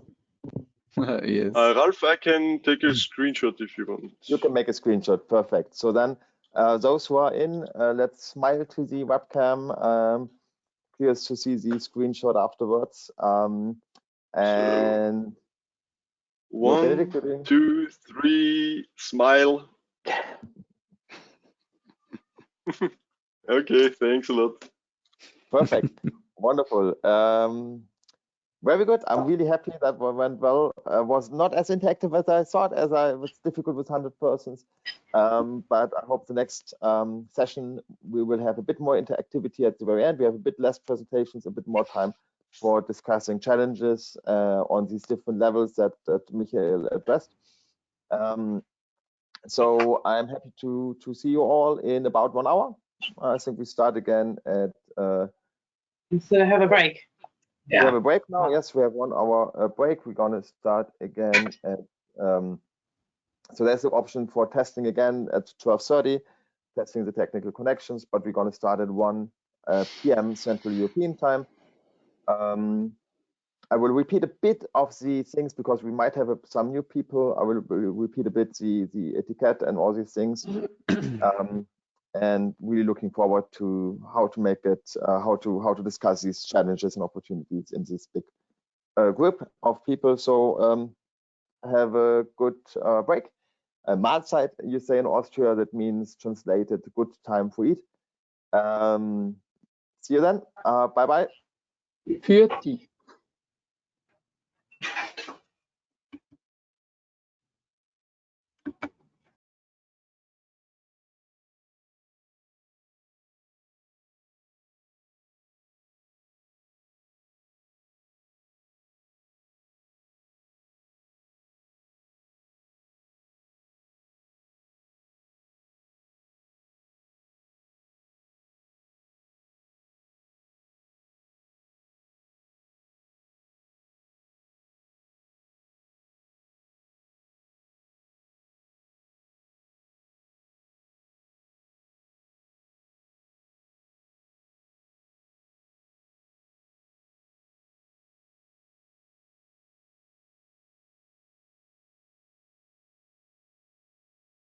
This conference will now be recorded. Commercial. Yes, I forgot about the recording. So welcome to the webinar on digitalization of district heating and cooling, block 2. We had a first webinar this morning about the ERANET call and the Annex TS4. And this webinar now, the overall idea of the webinar is to discuss from the more academic side the solutions, from the industry side the solution. That is the second part that we have today, or that we have in the afternoon. But very important also to look at the challenges of digitalization more from a research perspective, since there is a funding opportunity, the ERANET call on smart energy systems, that is going to be opened in September and will have a deadline in, I think, in December or January or something like that. That is not yet clear, not yet fixed, and there is participants here in the room that are from the funding organizations that are looking for possible things to put in their text. Obviously, that will not go in one by one, but a lot of things will be here. I think we are quite complete now. I will now go to the slides.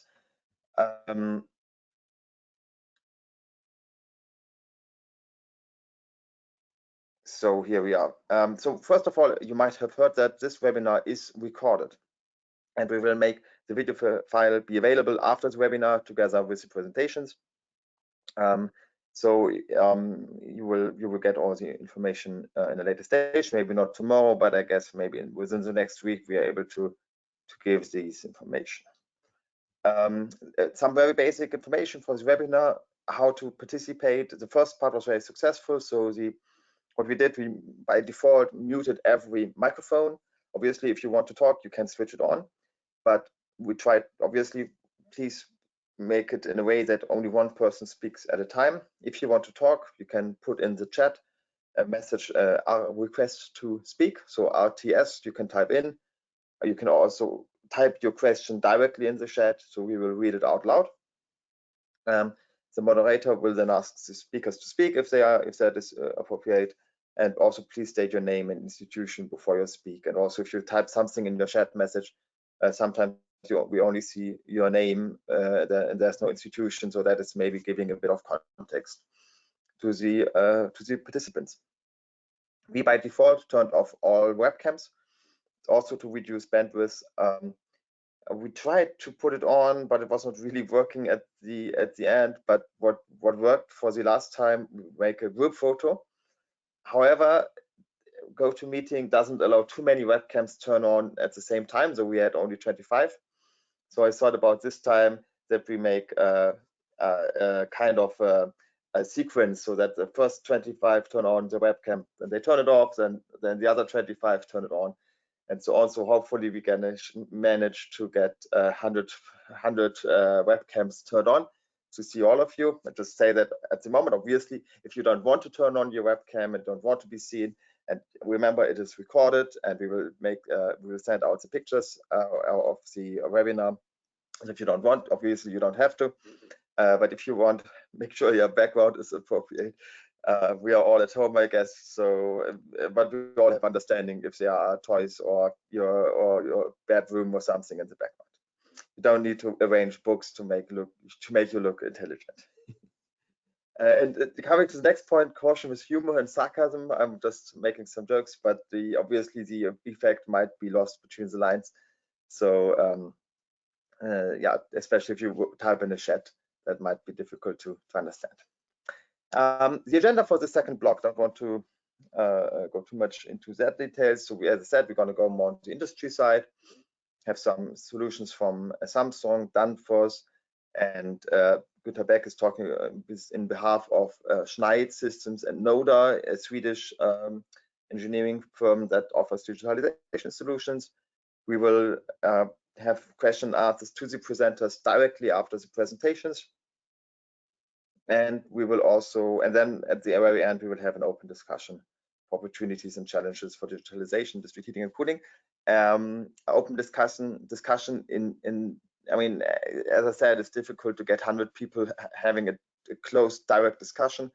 So we will have an online tool for enabling you putting questions into the online tool, and then we all will be able to see these questions. They are posted anonymously, so we will not see who posted the question or who posted the challenge, but we will have a list of all of them.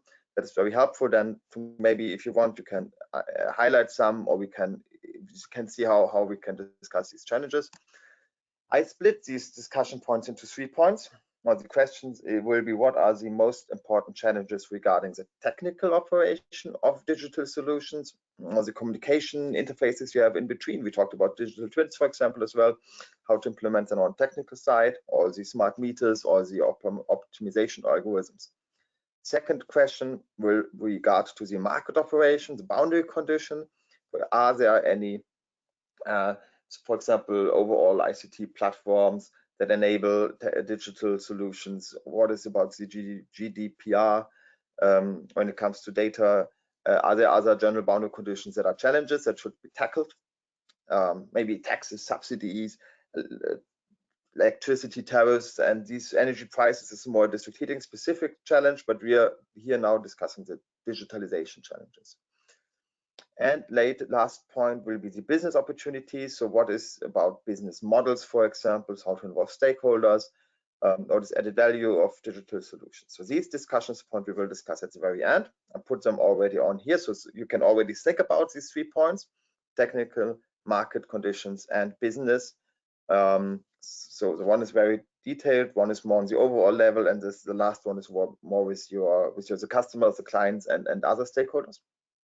That are you can already think about these 3 points, what kind of challenges you see, and you can then later put it in the online tool. Yeah, but now if there's not any questions to this procedure, we go without further ado to the first presentation of today. That is from Samsung, so the Sam District Energy savings with digital solutions, from Martin Brüsau.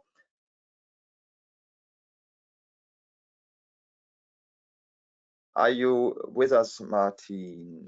Yes, mute yourself. I am. It's a soft muting. Yes, if you open the and I think you wanted to present from your screen. Yes. Yes, just a second. I need to find you in this long list of participants. Martin, here you are. So I can make you a presenter. Yes. Thank you. So you should have presentation rights. Yes. Tell me when you can see it. I can see it. Okay. Good afternoon, everybody. First of all, I hope you and your families are all in good, healthy shape. I think this is very important at these times.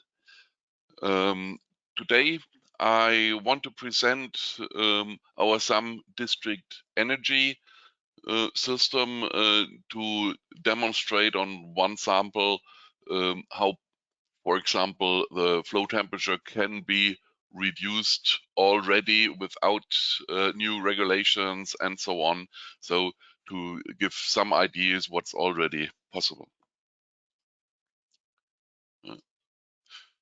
Okay. SAM district energy is a cloud system which is used for visualization, operation, and analysis of the existing network down to the substations in the houses. When we look for the application, there are different ways to do that. And for us, it is very important to have a relative fast connection and are able to frequently transfer data. So we do not like to see data only once a day or once a year or in long distances. We want to do something in the system and want to influence the control of the system. So that is very important to have frequently a feedback from the situation in the network from the data. So we have three options for that. One is a little small SAMLAN. It's an integrated network in itself, which then is connected to the main network or via a mobile system, or at least some home is just an Ethernet standard router system to be connected to the system. And what we are connecting are controllers, utility meters, actuators, differential pressure data, and pumps. So at the end of the day, we read out the data and already do act on the systems in the network. So these systems or the cloud is connected to the interface to the customer server.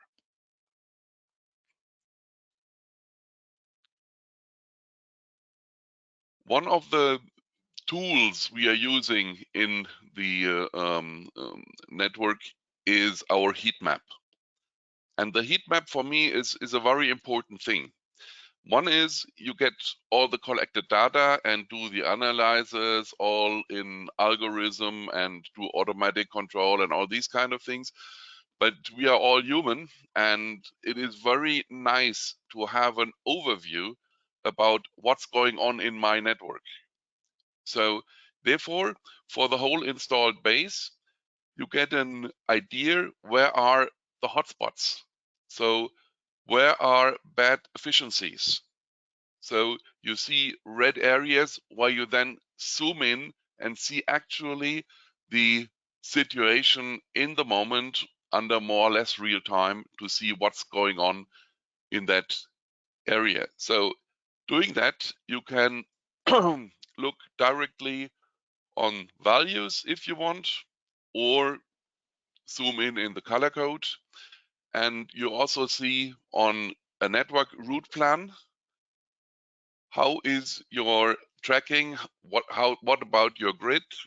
Where exactly is it? Which pipes are involved? So you see on just one window all the current status of your network and can interact with it. So which systems are connected? For example, you exchange data between sensors. For example, a weather sensor, you can use just one. Install outdoor sensors, control-based differential pressure, valve positions, all these. And we influence directly into a controller. if it is connected in the system, so that you still have the individual loop for your building, for the substation, but you can influence straight into the controller, give a different set point, or influence things here to open or close the valve. So if you want to shut it down, you can shut down just a couple of regulators or all of them. You can also just summarize one area and shut them all together. So you can select whatever is required. So you can do or can generate digital virtual substations by summarizing just a couple of them. And of course, finally, the network pump control is important for you for analyzing or to interact in the system. So another screen which is very nice is for the analysis. You look at the primary flow and return temperatures. We did hear that in the morning in the presentation already, how important the flow and return flow temperature is. And you can analyze it. You see straight away what is the current flow, what are the current conditions, and you can analyze every single substation if you want, or as I mentioned, you can combine a couple of them just in one, and so you can do troubleshooting straight away. On the internet connection, you can use just a mobile phone or LAN, whatever you want to use with it.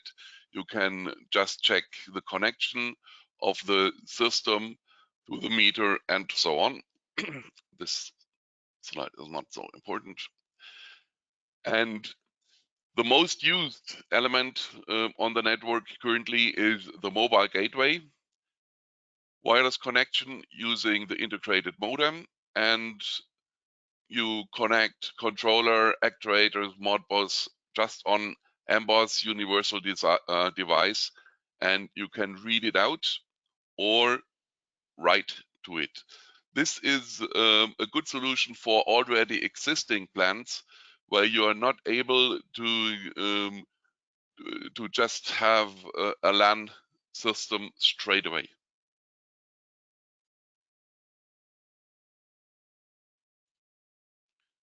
So let's have a look at the added values. You analyze the water flow. You analyze the routes by tracking the large changes of temperature. So what you can already influence is your hydronic balancing in the main system. So you can use the analyzed data to ramp down pumps or temperatures. The analysis of flow rates you can do along a pipeline section or an area, as mentioned before, record that, and then you can do your simulations if you want and can act on it. So you can identify straight away poorly balanced zones and act on it. And you can use the network pumps for more readings and actions, or you can add additional pressure sensors in it where required. So if you see in your system you have bad areas, you may think afterwards, I should just install an additional pressure sensor there, get it back in the system, and you already have additional analysis of your whole system. Just as one sample, what can be done without really influencing on the building itself, which of course is very important. But for the moment, as we don't have specific rules on that, just one sample where we have installed in one project 1,000 units. And in that particular one, we only connected the heat meters. So we did read out all the heat meters, not the controller and so on, which will give you an additional chance to get to influence and to reduce the temperature. The main grid was a mix of different heat sources with boiler plants, gas boiler, coal boiler, and so on, CHP plants, heat storage, and power to heat. So by just continuous monitoring, analyzing, and acting on it, the first result straight away within a very short time was to reduce the flow temperatures of that unit by 5 Kelvin straight away. So, and 5 Kelvin on the main network be reduced on the flow temperature is really a huge energy saving and a huge cost saving.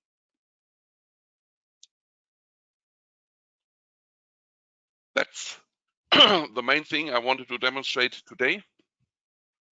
Are there any questions? I see already in the chat room two questions. First one from Sebastian Grimm from AGFW, the German District Heating Association. On the heat map, if the heat map points, if these points on worse efficiency in the heat map means hydraulic issues, so for example, differential pressure are bad, or is it about heat losses or high heat demand in a certain range? Yes, it is all based on heat usually. So we read it out, and for example, the return temperatures are getting up and high, or there is a high demand on it, what you can see and adjust what you want to see there. Okay, and our second question from Robert Lauder, Wien Energie, Austria, is about the buildings, if it's central heat demand, or are you reading the heat demand of individual flats? Yes, we read it from the individual flat. So we transfer all the data via the gateway from the substation in the building. And from that meter, we get all the data and read it out. This is what we're doing. So it's not the power plant itself, the outlet. Hopefully I did understand the question in the correct way. We are reading really every single connected house where a gateway is installed. Perfect. I don't see any other questions at the moment. I guess you are available. People can have your contact detail. Oh, there's another one also from Robert Lauter. Is a wireless connection from flat to cellar to the basement?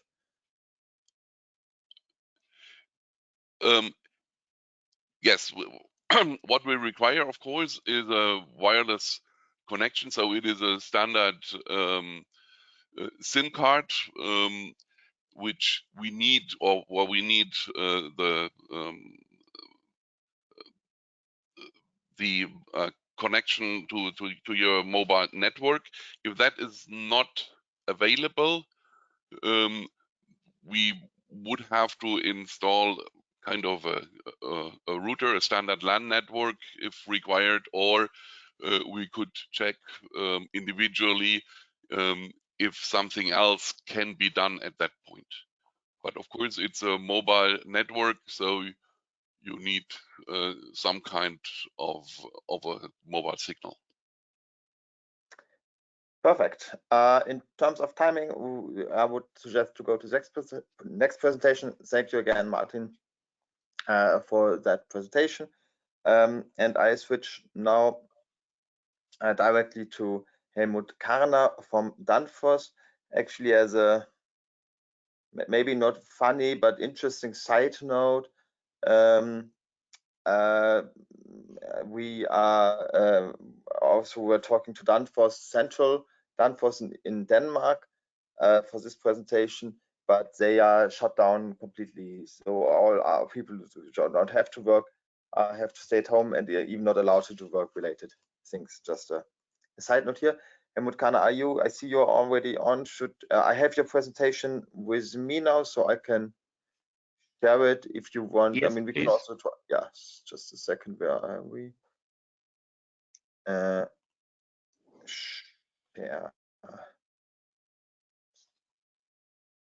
Sup.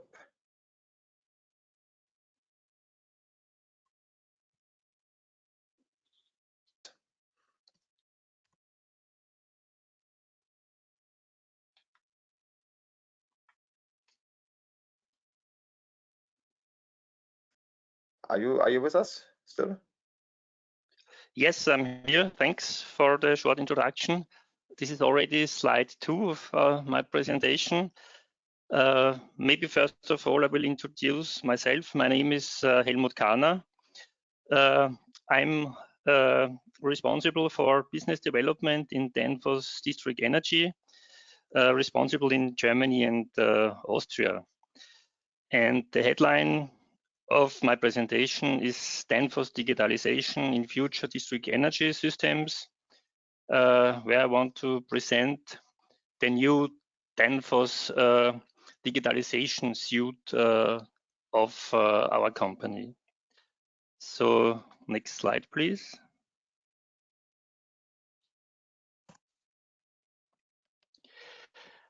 In the future, digital energy systems will enable district energy companies to fully optimize their plant and network optimization, and additionally empowering their customers and end users. For that, digitalization enables state-of-the-art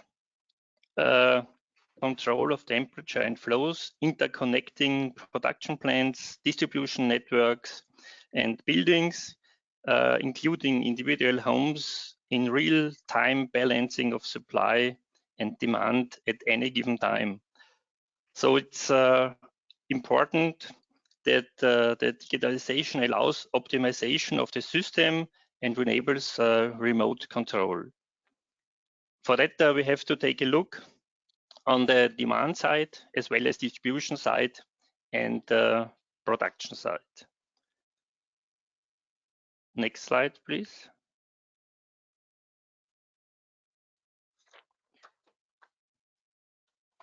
This is the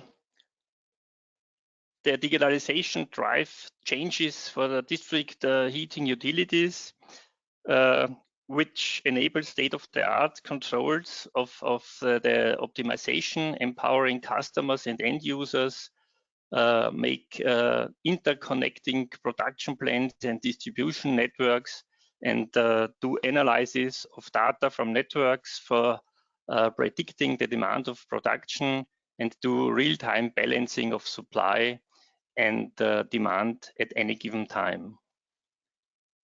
Next slide, please.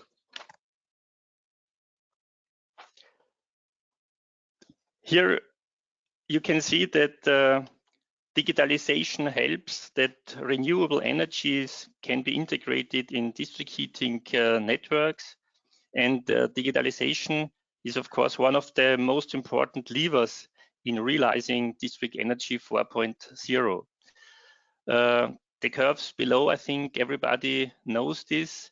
Temperature went down over the years, beginning end of 19th century with more than 200 degrees, then decreasing a lot, second, third, fourth generation. And at the same time, the energy efficiency increases a lot. In the meantime, we are working on the fourth generation, having low temperature levels at 50 to 60 degrees. And even in the future, fifth generation is in front of us, where temperatures will further go down, while the energy efficiency should increase. Next slide, please.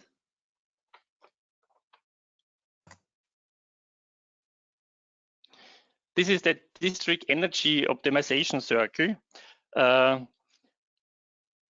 we talked before, we should take a look on the demand side with all the buildings on the secondary side, then further go to the distribution network, where we have to design and operate the distribution with optimal thermal and hydraulic parameters. And at the end, to take a look on the production side to secure that the best economy should work, that those sources are running with the best economy. And then we have to learn out of this informations, do some simulations and verifications, and then apply and start the cycle again. This is an ongoing process to improve and optimize the whole district heating network. Then let's take a look first on the demand side on the next slide.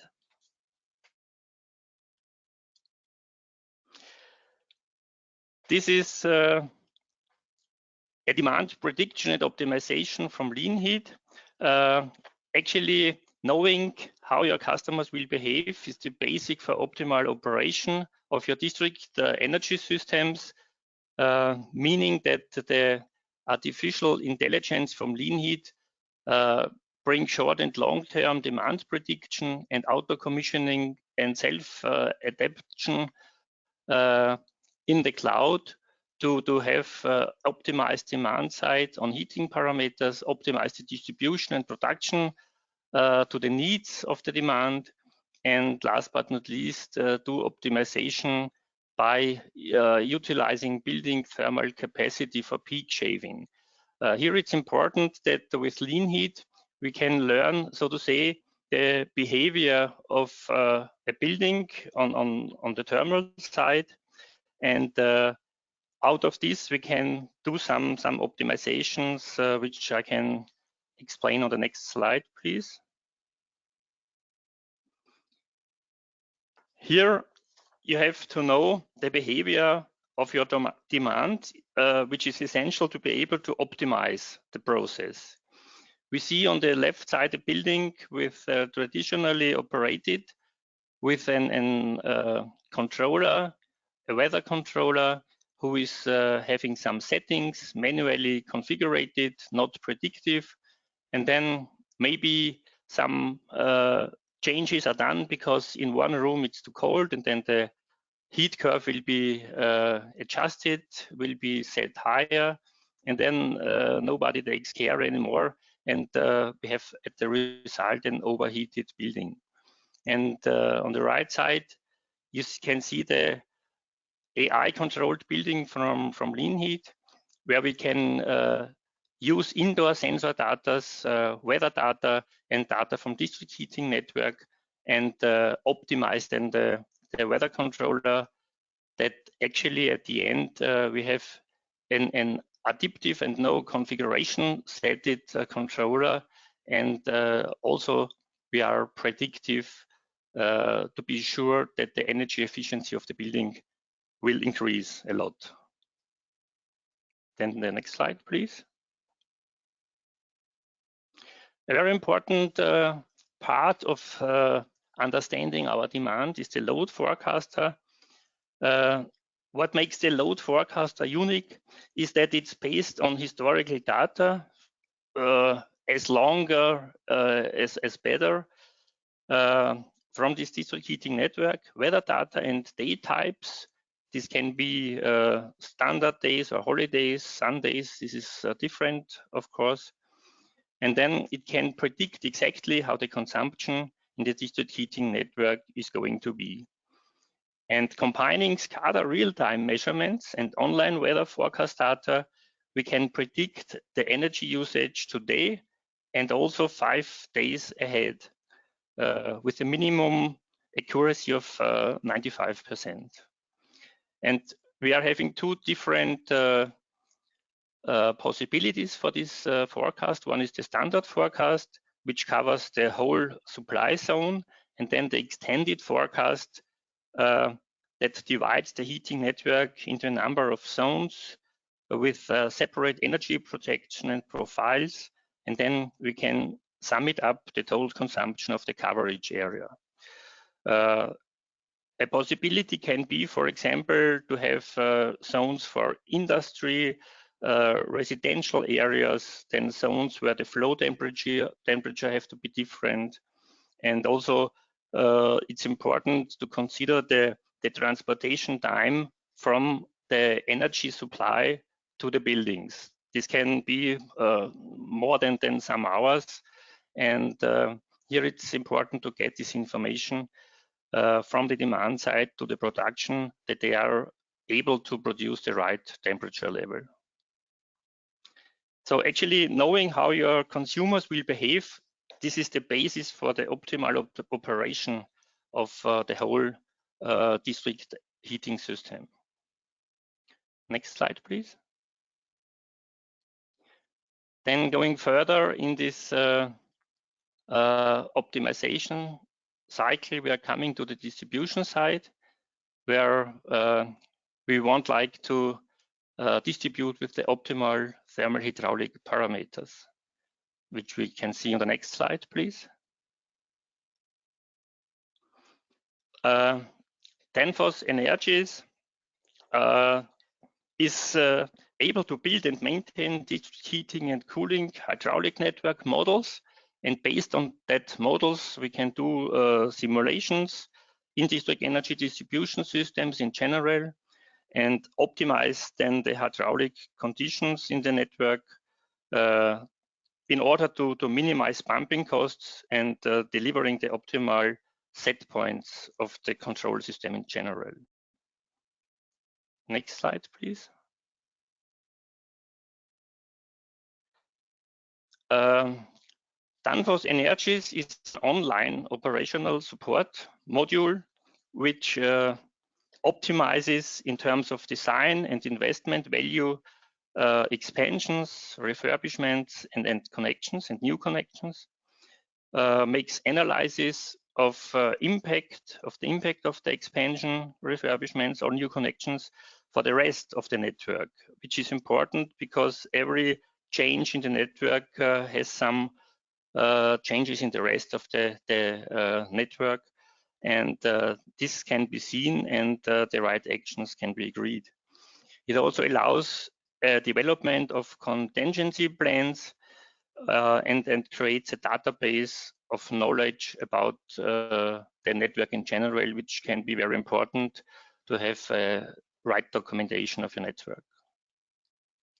Next slide, please.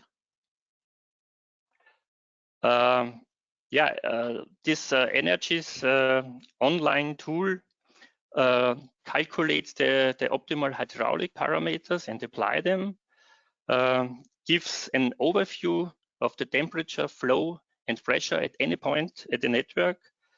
And additionally, we are having unlimited virtual measurements at node points or pipes. So we're having really a lot of very interesting data from the network, not only for those points where our measurements are done.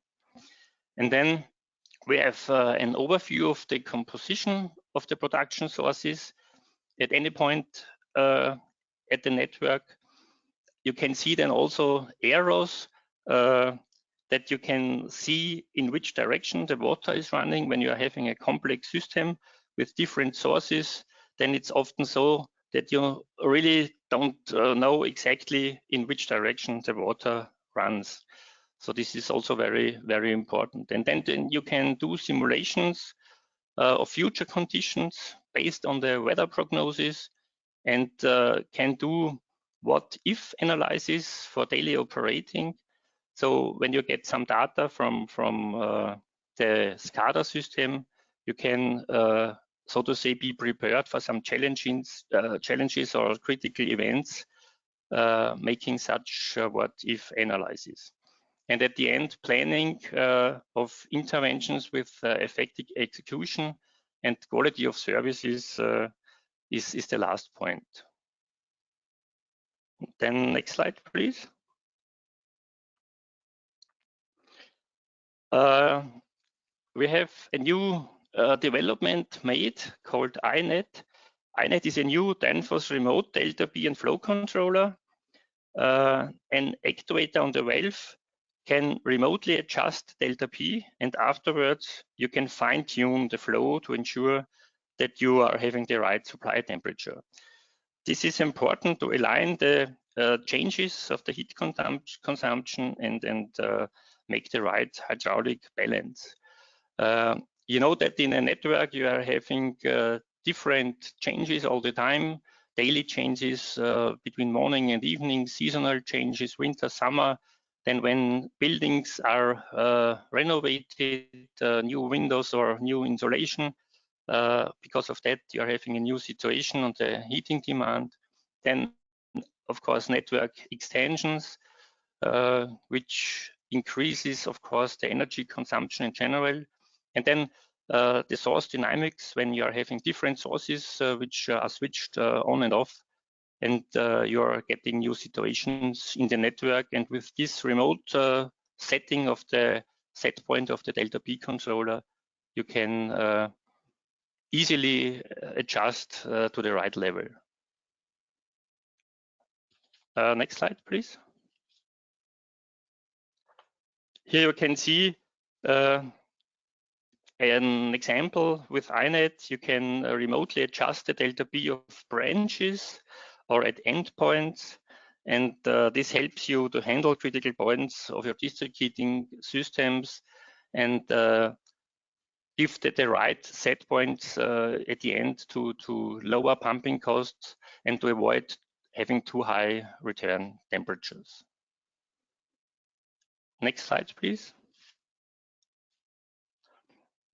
Now we are coming to the production side to secure that the best economy is given, so that those sources are running with the best economy, which we will see on the next slide.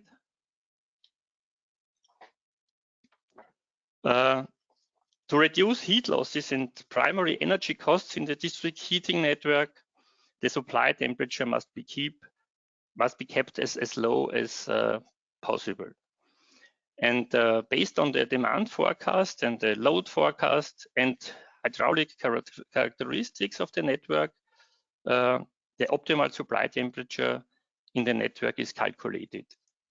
In the left picture, you can see that the red line is the supply temperature before the optimization. And then you have a yellow dotted line, which made a safety margin of 5% possible. This is the standard way how district heating networks are often running. And this is just covering the peak, which you can see on the green line. And the green line is then the optimized supply temperature. And this green shaded area is the optimization potential you are having when you are having this temperature optimization. And this temperature optimization brings big annual cost savings, as also was mentioned before in the presentation. It allows less maintenance and repair costs of the pipeline when the temperature is going down. Of course, some energy savings according to EU directives have to be done. So this is also one point which is important.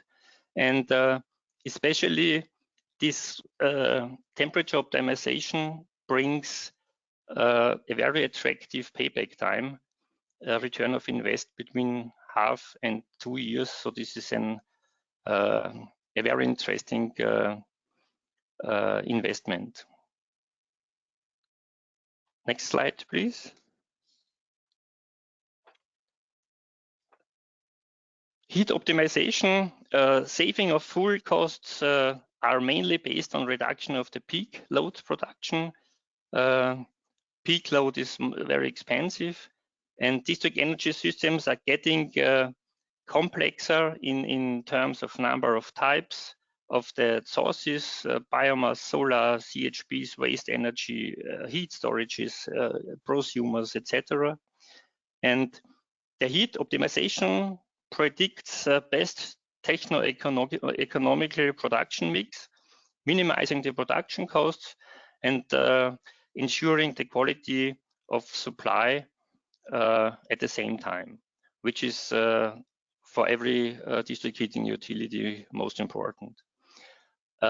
This brings savings of 1 to 3% of the total fuel costs, achieve better utilization of thermal energy storage and reduce the peak load production time, and achieves time savings in your production planning. You are having a super good overview, and the people who are working with this are having not only good overview, but also optimizing their resources. Next slide, please. Then improve control with Danfoss Inspire. Inspire is our new improved control and monitoring system, which makes data integration easier and less time consuming, lowers the IT investment and maintenance costs, as this is a web-based solution, a SCADA solution. So there is no need for very expensive IT investment for the utility. Enables data extractions like heat meter data, and interpretation is easier with trend curves which are available. You can integrate devices with different protocols. It's an open, connected, and transparent system where we can not only integrate our own controllers, for example, but also controllers from competitors. And it's customized for district energy systems in general. So it's not a general system, it's dedicated to district energy. Next slide, please. This is the end-to-end operational management and optimization solution. The optimization process starts by knowing the behavior of your demand. Next phases is knowing your distribution network, which allows us to achieve better primary hydraulic networks balance. This is the network optimization, where we have the energies designer. For the planning work, this is an offline tool. Then the operator, energies operator, which is the online tool, where we can integrate data from SCADA systems to optimize the temperature and pressure points. And most important, the temperature optimization part. And then we are coming to the production optimization with peak load management as a focus, and also production optimization. And last but not least, we can add Inspire for the remote monitoring and control of the whole system. And these systems are, as I said before, more and more complex. And for that, it's important to have software tools which gave a better overview and optimizes the costs and also the operation of the network. Next slide, please. This is our product portfolio, where we have at the basis our components, which I would say are advanced components as a basis, where we are trying to make even standard products more connected, like this iNet solution, which I mentioned before. And then at the next level, going to substations and intelligent controllers, and going up then to these software tools like Inspire, and at the end, optimization and simulation tools like our Mentor Planner, Energies, and Lean Heat solution. This is the way we want to go. And I think it's very important also for the district heating utilities that we are here having a much better overview, not only selling components and stations, but going in the direction to have knowledge about the whole systems of district heating, including our software tools, to be the competent partner for our customers at the end. Next slide, please, which is the last one. Then I have to say thank you, and please ask questions if you have some. Thank you. Very good. Thanks also from my side for the presentation. Good overview, different levels that is addressed. We are quite some over time, so I would see that there's a couple of questions coming. We'll start with some and in the order as they appeared, and I would like to ask you to try to give a short answer to these questions. First one from AGFW, Sebastian Grimm. Does points of worst efficiency? I know that sorry, that was the old question. That was the first from Kite, whoever that is. A 5-day prediction horizon, what resolution would be? And a prediction is for every, so but then it can, that was on the very beginning for your predictions. I guess it's this slide. What is the resolution of the prediction you do for your 5-day prediction? Yes, we have here a tool where we can predict how the weather will develop in the next couple of days. So actually it's for 2 days and for the next 5 days, so in summary 6 days. And based on this prediction of the weather, you can expect how big the consumption will be and which energy sources you are having available. And based on this data from the weather forecast and on the demand information for the next couple of days, we can expect which of the sources should best be in place.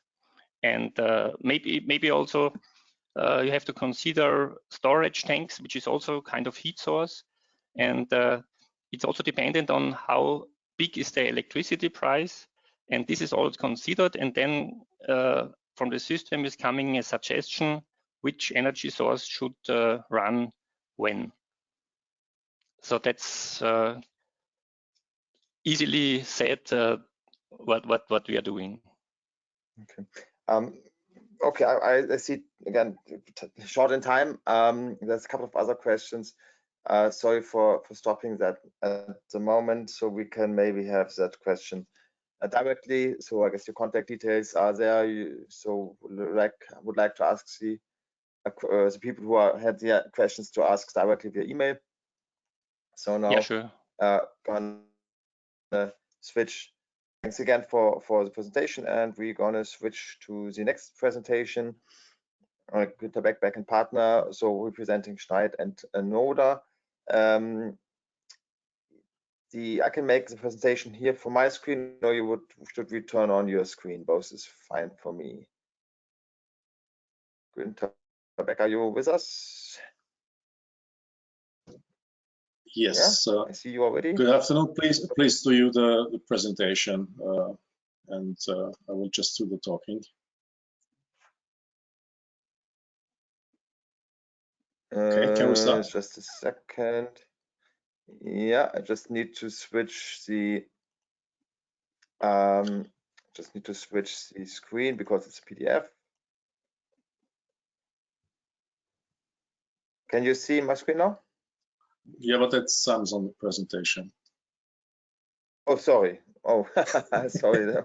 Yeah, no, that was. In the meantime, welcome everybody, and thank you for the invitation. My name is Günter Beck, and my presentation is not loading. What's happening? You have also the presentation as PowerPoint. I have it now here. Yeah, okay. This is the right one. Yeah, perfect. Okay. Yes. I'm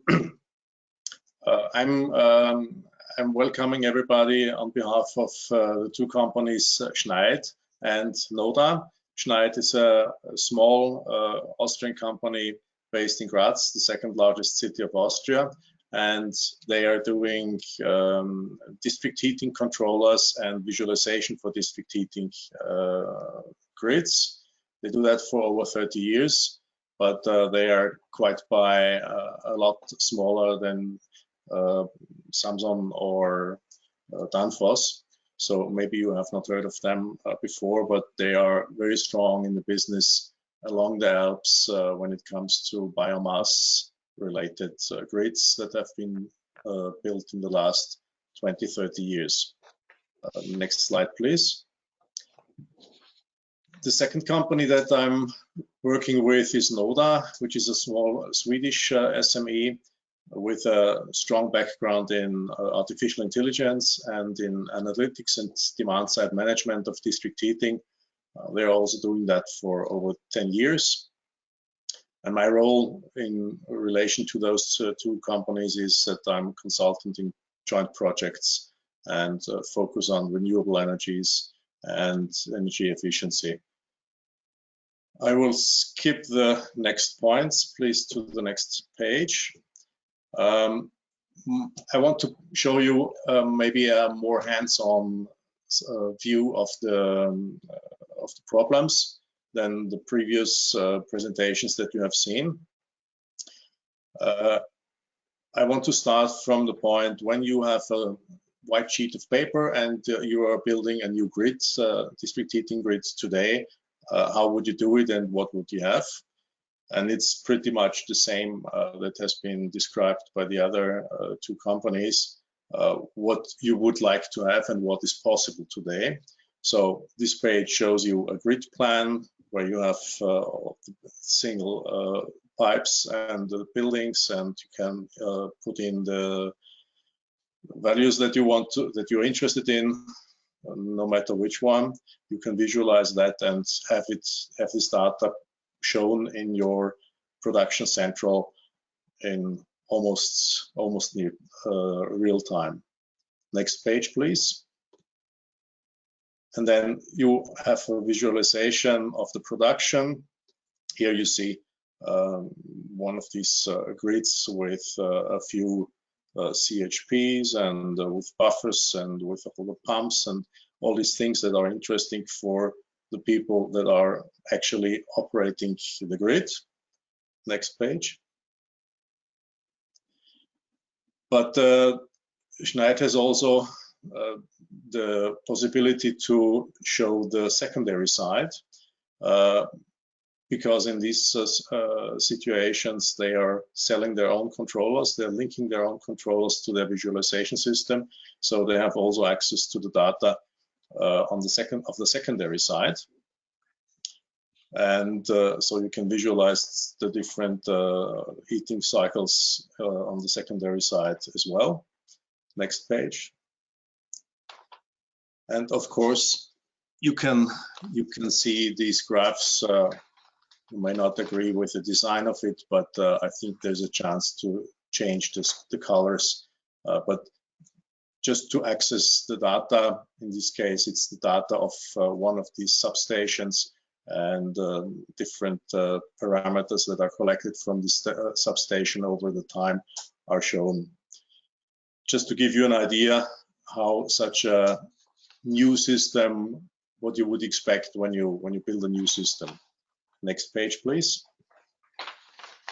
So in a very, very simplified way, you would have on the left side the grid visualization. So these screens that we have seen right now, with the production units that are attached to it.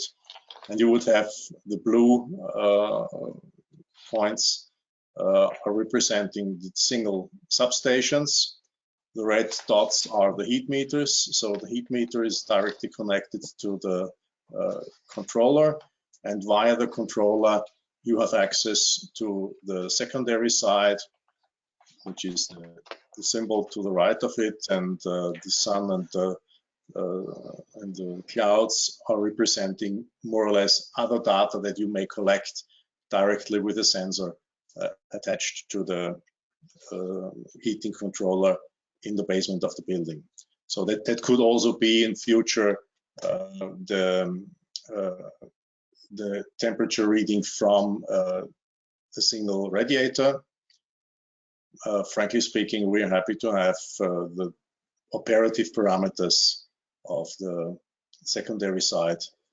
We have not yet started with doing anything more like Sven Svensson has proposed. But I think it's in the future, this is the way to go ahead. So this would be a very homogeneous system if you build it from scratch. But this situation in reality is normally very different. Next page, please. Normally you have a grid that is much older, and you have to do some retrofitting to make it work in the digitalized world. That starts with the data communication that very often simply doesn't exist. That's the block in the middle. You have to use one of the communication systems that are available. That could be copper cables, that could be glass fiber, but normally if you're doing a retrofitting on an existing network, you're not doing any digging. You will probably go for a mobile phone connection, like Samson has explained, or for a radio or LoRa connection that can be done without digging up the streets. In an ideal world, you have the blue point on the top that looks exactly the same as in a new, completely new system. So you have all the functionalities, you have the controller, you have access to the substation, you have access to the heating circuits in the building, and you can attach additional sensors if you want. That would be the ideal world, but very often you will have to use one of these gateways. That's the brown dots below, and they will be linked to either the substation controller, or they will be linked to a substation controller, and over that substation controller to a heating controller, and collect the data from the heat meter in this way. So it gets pretty messy if you have an existing infrastructure, and this is what I want to show you here. So it's not easy to come from not knowing anything to a world where you can use all these wonderful things that the colleagues before have described. This is probably the biggest challenge that we will see. Next page, please. And then there is one important thing that you must not forget. If you want to do some influence on the substation, on the behavior of the substation, you will need a two-way communication. That means collecting data from some source of sensors and so on. That's the easy part. But if you want to influence what is going on outside there, you will need actuators, as Danfoss called it, or you will have to have some infrastructure installed that is accepting data. That means you have to send data and signals out, and there must be some infrastructure that is reacting on it in some way. And this is very often, people are not aware that this is also a part of the digitalization that you have to take care of. Next page, please. So from the projects that we did, the real barriers to a dream solution, the first one is, of course, investment is required. That means time and money. And if you have a bigger grid, you have to spread it probably over multiple years. There's no way how you can roll out digitalization for 10,000 stations in 1 year. Not really. Which leads or has to do also with the lack of internal capacity and maybe also lack of skills that are required for it. You are entering completely new field of activities. You have to deal with telecommunications, with electronics, with remote metering and all such things. And this may be completely new to your people, or maybe you have a few people who know about it, but the majority of the people, for them it's new. Can you go back once again? Okay, thank you. The other point is legal and contract models may stand in the way. This is an important thing. All the the nice models of rewarding customers for low return temperatures and so on are very clear, but it's always a question if your national law system allows this to happen, or if you are trapped in some sort of legal code that makes very big restrictions. So that's an issue to look at. And data protection is an issue, but not really. If you want to do something, you can do everything regarding digitalization in a way that complies with the data protection rules. Next page, please. So summing it up, the challenge is in getting the infrastructure in place. So to plan and install the infrastructure to collect the measurements data in the first place. That means also to take care of the communication side, to establish the communication. And then you have to set up some central database to keep and access this data. And then second, in the return, you have to think of the return channel for control actions in the field and to equip the field with hardware and software that reacts on control actions that you are sending out. Next page, please.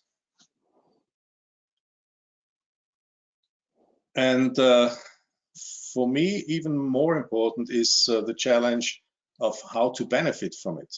So setting up the infrastructure is spending money, but the second part of the challenge is a strategy to save money, to earn money on the activities that you're doing. Digitalization itself is not a tool. It's like a wrench that lays in your workshop. If you don't do anything with it, it doesn't do any work. So someone has to use it, to apply it. And the biggest problem for us when we start or we want to discuss a project with a client is that the client always asks for optimization. That's fine, but optimization is not more than a buzzword. You have to break it down into real targets, what you want to do, where is your problem, what exactly do you want to do with the digitalization, and then you can enter a project. Before you don't know the answer to this yourself, you should not even think of starting a project. This means the first challenge is not to start digitalization before you don't know how it should work for your company. Maybe it works in a different way in the end, but you have to make sure that you have at least an idea how these things will help you in your business. This also means that you have to think of the timeline of the introduction. You will take some steps, some clever steps. You will start with the biggest rewards and the least risk buildings, for example. You will do it in multiple years and to do a rollout. You also have to think if you how you want to measure your benefit. This can be money and how you want to calculate it, but it could also be completely intangible benefits, like the numbers of angry calls by people or the number of useless visits by technicians because you didn't know what was going on in the stations. So this is some awareness building that is required inside the company. And finally, make sure that your organization can digest the data. You are getting a heap of data and you will need different workflows to make use of them and to make use of the whole digitalization. If you're just collecting data, this will not help you very much. You have to do something with this data and you may need new tools, new skills, maybe a different type of employees also will be required. Next page, please. So going back to the use cases, Of course, the most simple and clear and understandable use case is automatic meter reading that can be used for billing, and that saves a lot of money. And normally this is also the starting point for many digitalizations, because it pays for a big part of the activity anyhow, and everybody knows how to calculate it. The second use case is the remote operation analysis in the conventional way. This is more or less, it was hidden in some of the things that Danfoss and Samson explained. What you can do when you have the data, you can have a look and you can do more clever things with the tools that you already have.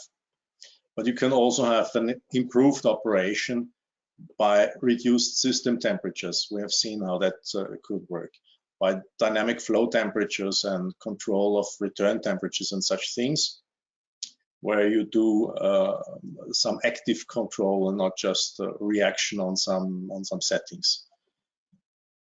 Once you have a lot of data, you will probably want to do some data mining.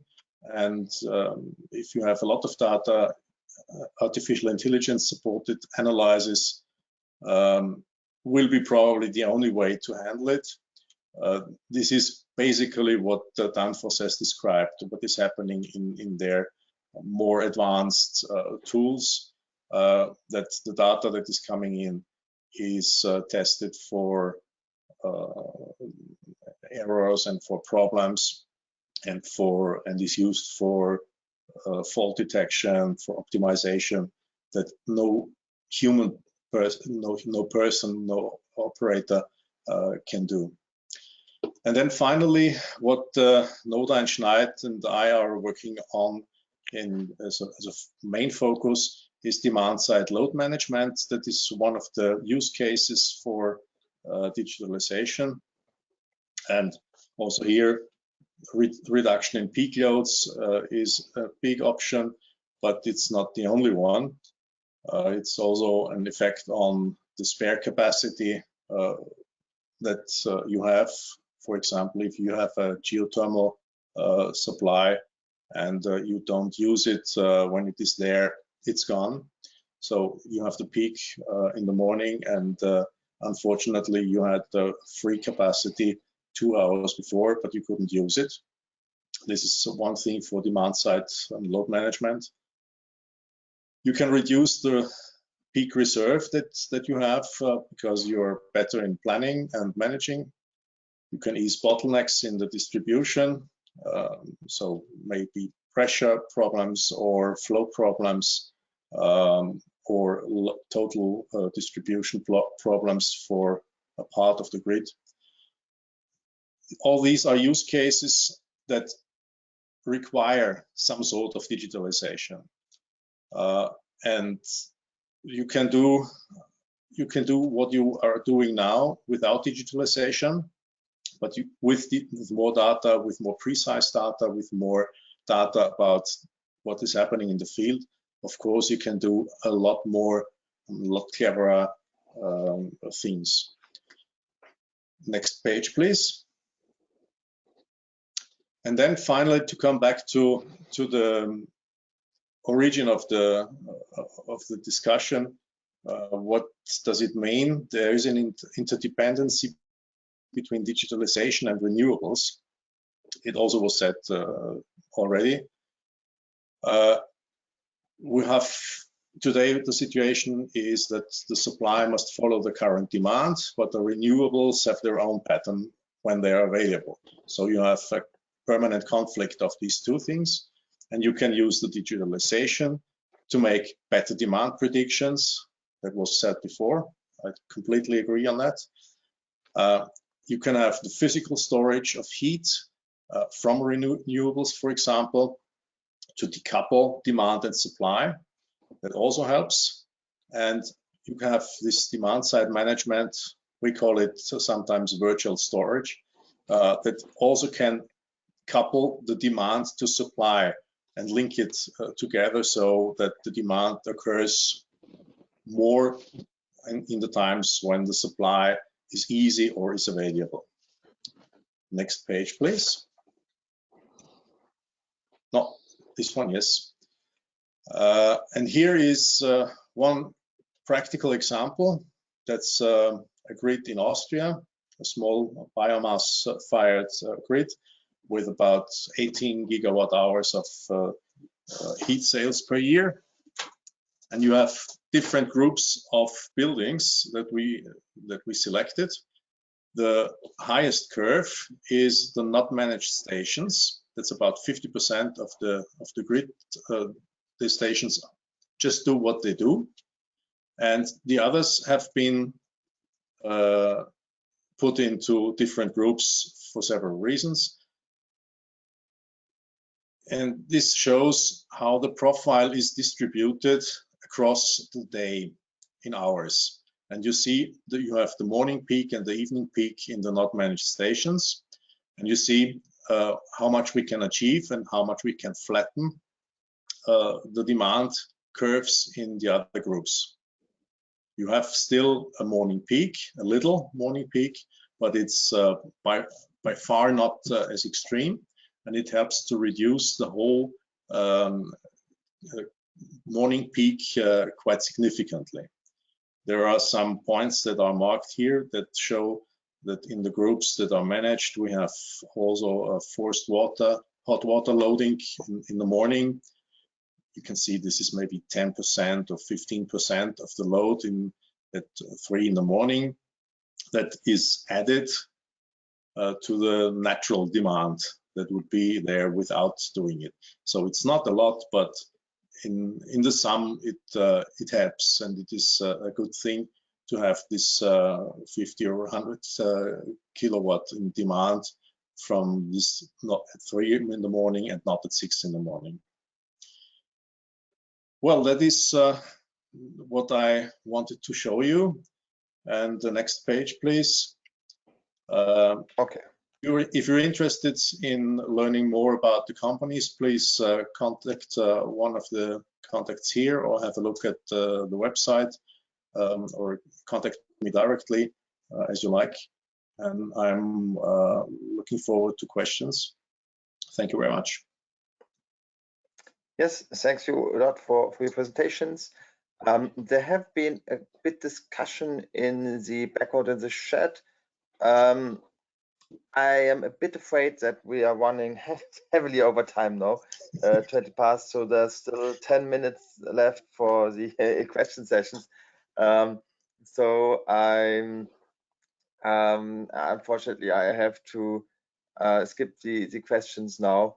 I'm sorry for the bad time management, but you have all the contact details here in the slides, and we will send out the presentations as well in the next week, as I said. So so we have all the time to discuss directly with the presenters. What I wanted to do now, as I said, is going to the interactive session. Just a second. What is happening here? Going to the interactive question and answer session. And I guess we're going to go a little bit over time, if that is okay for everybody. So now you should be able to see my screen again. So we are using now, we're going to do now an online survey, basically. Let's see what we can make and manage. Separated into three different questions. As I mentioned in the beginning, we would like to collect the most important challenges regarding the technical operation, communication systems. So very much what we just discussed. But above that, also, what is the market operation of ICT tools? How are they implemented? What is the general boundary conditions for doing so? And at the end, the business operation, customer involvement, acceptance. And the way we do that is use an online tool that's called Slido.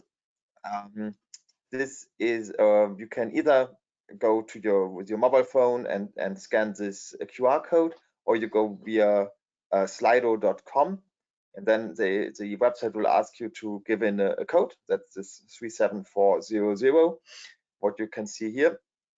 And then you will be able very soon to answer a couple of questions. All these questions, there will be 3 questions we're gonna address here in 3 different Slido questionnaires, and I'm just gonna start. I'm gonna just change just a second.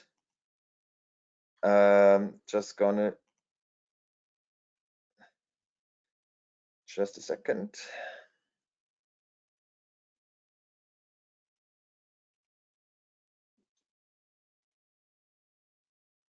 So you should see now the Slido screen, I hope, and we will start with the first poll. Whopper.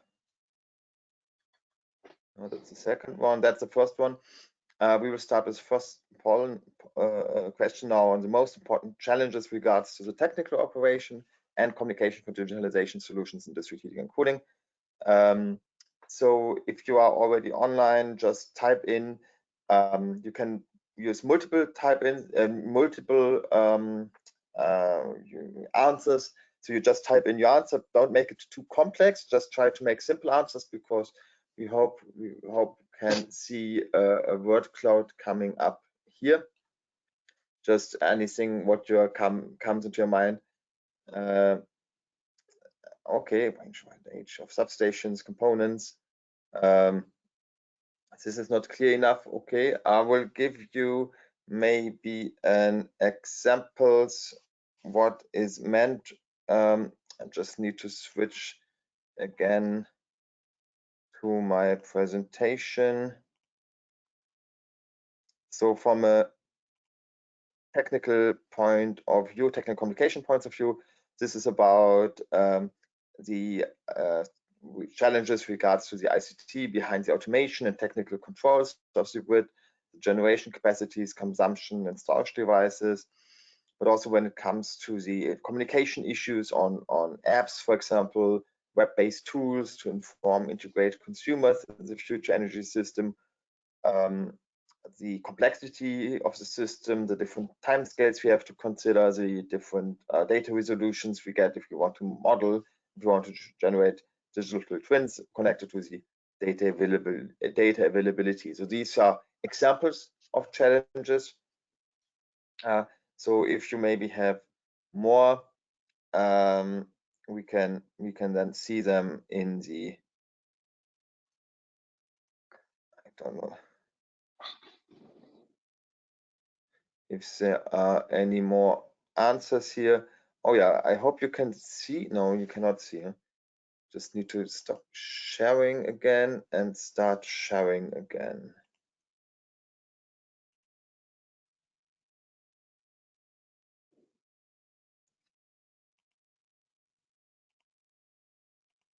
Oh yeah, there's a lot of answers already coming. I see a lot of on old data and protocols. Consumer interest, communication,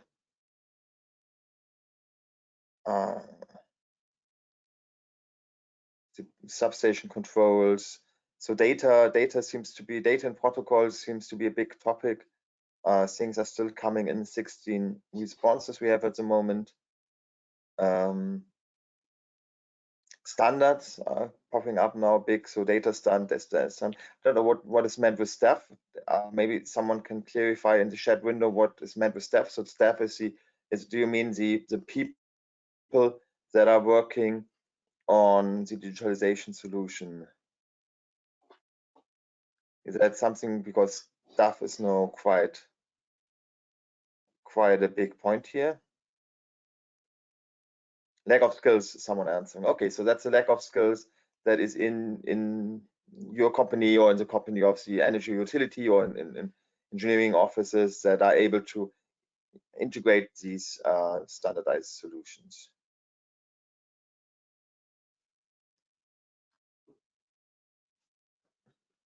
Okay, that works very well. 22 replies already. Yeah. So another similar answer, staff members of the utility companies, lack of skills. Okay, very good. standardization standards we have. So the standards are one of the biggest challenges I see, and availability of data or old data, complexity in the data, staff and skills, I guess it's quite similar, and data protocols. Okay, very good. Perfect. I don't see any more answers coming in, so I hope this is gonna be saved. So I'm gonna stop that poll now, and I'm gonna go to the next one, the second one. The second one is on market operation with digital solutions within district heating and cooling. So market is all that is the boundary conditions, that is the overarching ICT platforms that are boundary conditions when it comes to data protection, legal issues, exactly. The business is a bit, the stakeholders and business models is in the next questions. Fragmented ownership, that's very good, legal issues. Competing interest is also a bit more to the second questions.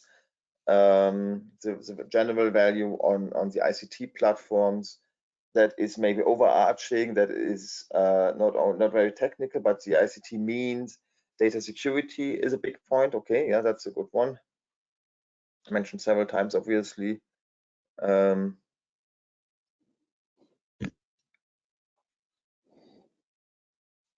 Fragmented ownership is, we had that already, or that is coming. Data security, obviously a big point. Okay. So 18 answers. Let's wait for a couple of more points in compatibility. I see there at the very back, at the very bottom part, it's a bit more on the technical side, but I see that's also influencing into the data security and the illegal issues things. Also compatibility, I see from my side as well on the framework, how they fit together. GDPR now popping up, I've mentioned several times. Supply values. I don't know what meant is with supply in this. Maybe someone can clarify what's meant with supply and BSI. I don't know that aberration. Maybe someone can clarify in the chat what is meant with BSI and data supply or supply in general. Incentives. Okay, incentives is now popping up. That is a new point. So incentives for digitalization, I guess. So how can digitalization measures be financed on a larger scale? Maybe I would like to add in this way, how can this be enforced also with other measures like the regulations? There is a clarification in the meantime on contractual supply temperatures. Okay, that unfortunately that word cloud is, if you put a whole sentence, it is taking the single points out. It doesn't look at the whole sentence. But contractual issues to your customers, it's a point, and how to enforce these contracts as well. There's still answers incoming, but I think it's now a stable result. Very good. Very good, perfect. And then let's use the last, we are a little bit over now, but I think that's fine. We started already a bit later, so let's go to the next one. When it comes to business operation digitalization solutions, so challenges when it comes to stakeholder involvement, challenges when it comes to business models, added value of digital solutions, things like visualization, customer acceptance as well, are the questions that are put in here. Fixed tariff, time and money. Time and money, I guess that is meant with how to install these things, and that if people are interested or not to spend time and money on digitalization solutions.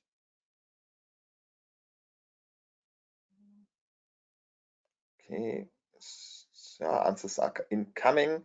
Nothing dominant at the moment. Ownership is a big point, obviously, has been addressed in the other one as well. Existing contracts that are difficult to change, I would assume, is meant with user acceptance. It is more broad here. There's ownership now is coming the second time, so it makes it larger. I guess that's the nature of these word clouds. Big challenges when it comes to business models.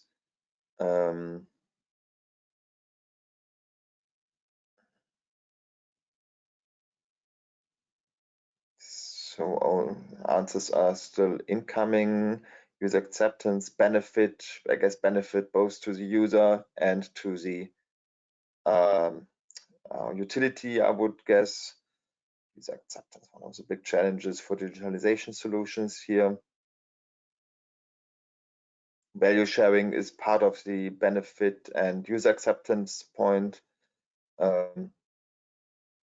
Needed is now, I guess that's part of some other sentence that just pops up twice or something like that. Property management is part of user, as a part of ownership at the end. The capex discussion, benefit and benefits is now twice. So yeah, the benefits of digital solution, user acceptance, ownership, digitalization strategy, obviously. What is the best way to address consumers and install digital solutions? That are obviously big points here. Okay, I think we are more or less stable now with the answers. 21 answers, that is more or less the value we had at the other questions as well. Very good. Okay, perfect. That's very good. I'm very happy on these answers. Perfect. I'm going to stop the poll now. Obviously, this is not a complete a set of questions. This was just basically just a very brief look on these points. We will put them together, as I said. The next steps, in summary, we are now at the end of this webinar. Again, was quite happy on the technical conditions. We always made the timing. We would obviously be nice to have a better interaction, but again, with 100 now still above 70 people attending, it is very difficult to consider all people and to have everybody give a voice to everyone. But at least a lot of participants were at this interactive poll. We will take down the notes. Obviously, you're happy to you're free to send us more input regarding challenges. And that now brings me to my next slide, my last slide summary. As I said at the beginning, we will make the recording of the webinar, both blocks 1 and 2, available together with the presentation slides. That will be very big files, especially the recording. So we will have it somewhere where you can look at, watch it online. The two big points we discussed today, if you want to join the IEA DHC Annex TS4, so the working group that works on all this digital solution, that is Dietrich Schmidt is your operating agent. So please contact him directly to discuss your participation in terms of context. When it comes to funding, how you can fund your participation, that is you then need to contact your national IEA DHC representatives that are listed on the website. You can see here with regards to members and alternate members. Actually, for the Austrian ones, Michael Hübner, who was presenting in the morning, and me are the Austrian national representatives of IEA DHC, but you will find the other ones on the website as well. Some countries are not participating, so that is a bit more difficult to have them integrated in the annex. And finally, if you're interested in money, if you want to get funding for big, new, exciting projects that act with customer acceptance, with data standards, interoperability, and so on, you can check the website ERANET Smart Energy Systems. The call is not yet open. It will open, as Michael expressed, in September. But now is the time to to ask to go to your national funding agency. The funding conditions for ERANET are very different to Horizon 2020. It is a European project, but you have to go to your national funding agency. Everybody gets national money. So Austrian stakeholders get Austrian money, Sweden stakeholders get Sweden monies, Danish stakeholders get Danish money. So you need to very much talk to your national funding agency, look at your national funding condition. And some countries might participate and some might not. So if your country is not listed, if your funding agency is not listed in the list of funding agencies, you urgently need to talk to them that they can participate in the ERANET call. Or some of them, even if they are on the website, they doesn't mean that they necessarily participate in each call. So a certain country might not participate in this specific digitalization call. So please talk to your national funding agency that you are interested in putting in a proposal, and that they should participate in the ERANET and in the specific call for digitalization solutions. And obviously, we are very happy from the Annex TS4 also to support in building up consortia. There's a lot of people who have been in the webinar that are interested in this point. And yes, that's all from my point of view. I don't know, Dietrich, as a co-organizer, do you have other points at the very end, or Also from my side, a big thank you to all the participants, at least to the participants who are left here in this conference. Yeah, thank you very much for giving me the opportunity to present TS4 and for all this very interesting input from all the presenters. Thank you. And of course, thank you to the colleagues from AAT for organizing this one. Yes, thanks a lot for all the participants, for the questions, for your involvement, and for your patience with listening to a lot of discussions, a lot of talks in the webinar. I hope it was good for you. Looking forward to see some of you in the TS4 meetings, and maybe we have a future webinars on similar issues with more presentations with other topics. I think I like the format. It was a bit skeptical if it's really working, but I think it works very well. I can integrate, increase the interactive sessions and decrease the presentation times a bit in the future. But we will see that. So yeah, it was nice meeting you. It was nice seeing you. Oh, let's try at the end a bit the thing with the webcams. I forgot totally about that. So if you can switch maybe on your webcam, those who are still online, those who are still here, but still enough to fill 2 screens of webcams. Then we can make a group photo again. So everybody who is interested or who is still online, the first 25 that will come through will be on the screenshot. At the moment, it's the only Dietrich and me. So everybody's leaving already. Maybe I was too late with announcing. Hello, Ralf Roman here. This is Michael. I just wanted to say thank you very much for this interesting webinar, also for describing correctly at the end again the mechanism of our joint programming platform. And for your last question, the camera is still not enabled.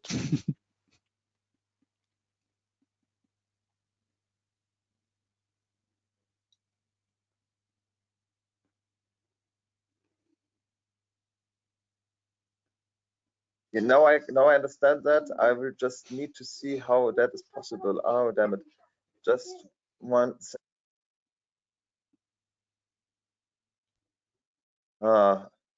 So okay, if you're not able to manage to make the webcam turn it on for everybody, how was it? Just a second. There was an option to hide it for everybody, and now I don't find it anymore. How to unhide it? At least we have the photo from the first session. Yeah, someone did it. Perfect. Now we have the cams going on. Wonderful. Now it's coming. Perfect. So let's see who's joining. Oh, Robin. Oh, wonderful. Good to see that you are online. A lot of people here already. Wonderful.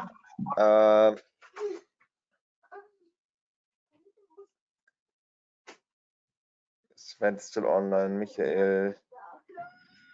Good. So I will make a first screenshot already. We have still some attendance inside on the web. Just a second.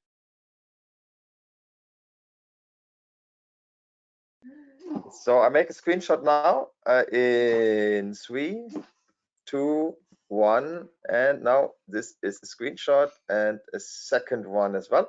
Perfect. So that's not exactly what I was aiming to, since a lot of people already left after my final words. But we have some, and it's a good proof that people are online. It's good to see people and not only talk to the darkness or to the screen so much. So then again, thank you. Goodbye. Have a stay safe. I hope you be. Hope we all manage the situation very well. And I have to tell my son not to be so loud when I'm in a web call. Perfect. So thanks a lot for participating. So hope to see you in the future and cooperate. Maybe have a chance to even cooperate with some of you in these topics. Bye bye. Thank you. All right. Bye. Thank you. Thank you for. Thank you. Bye.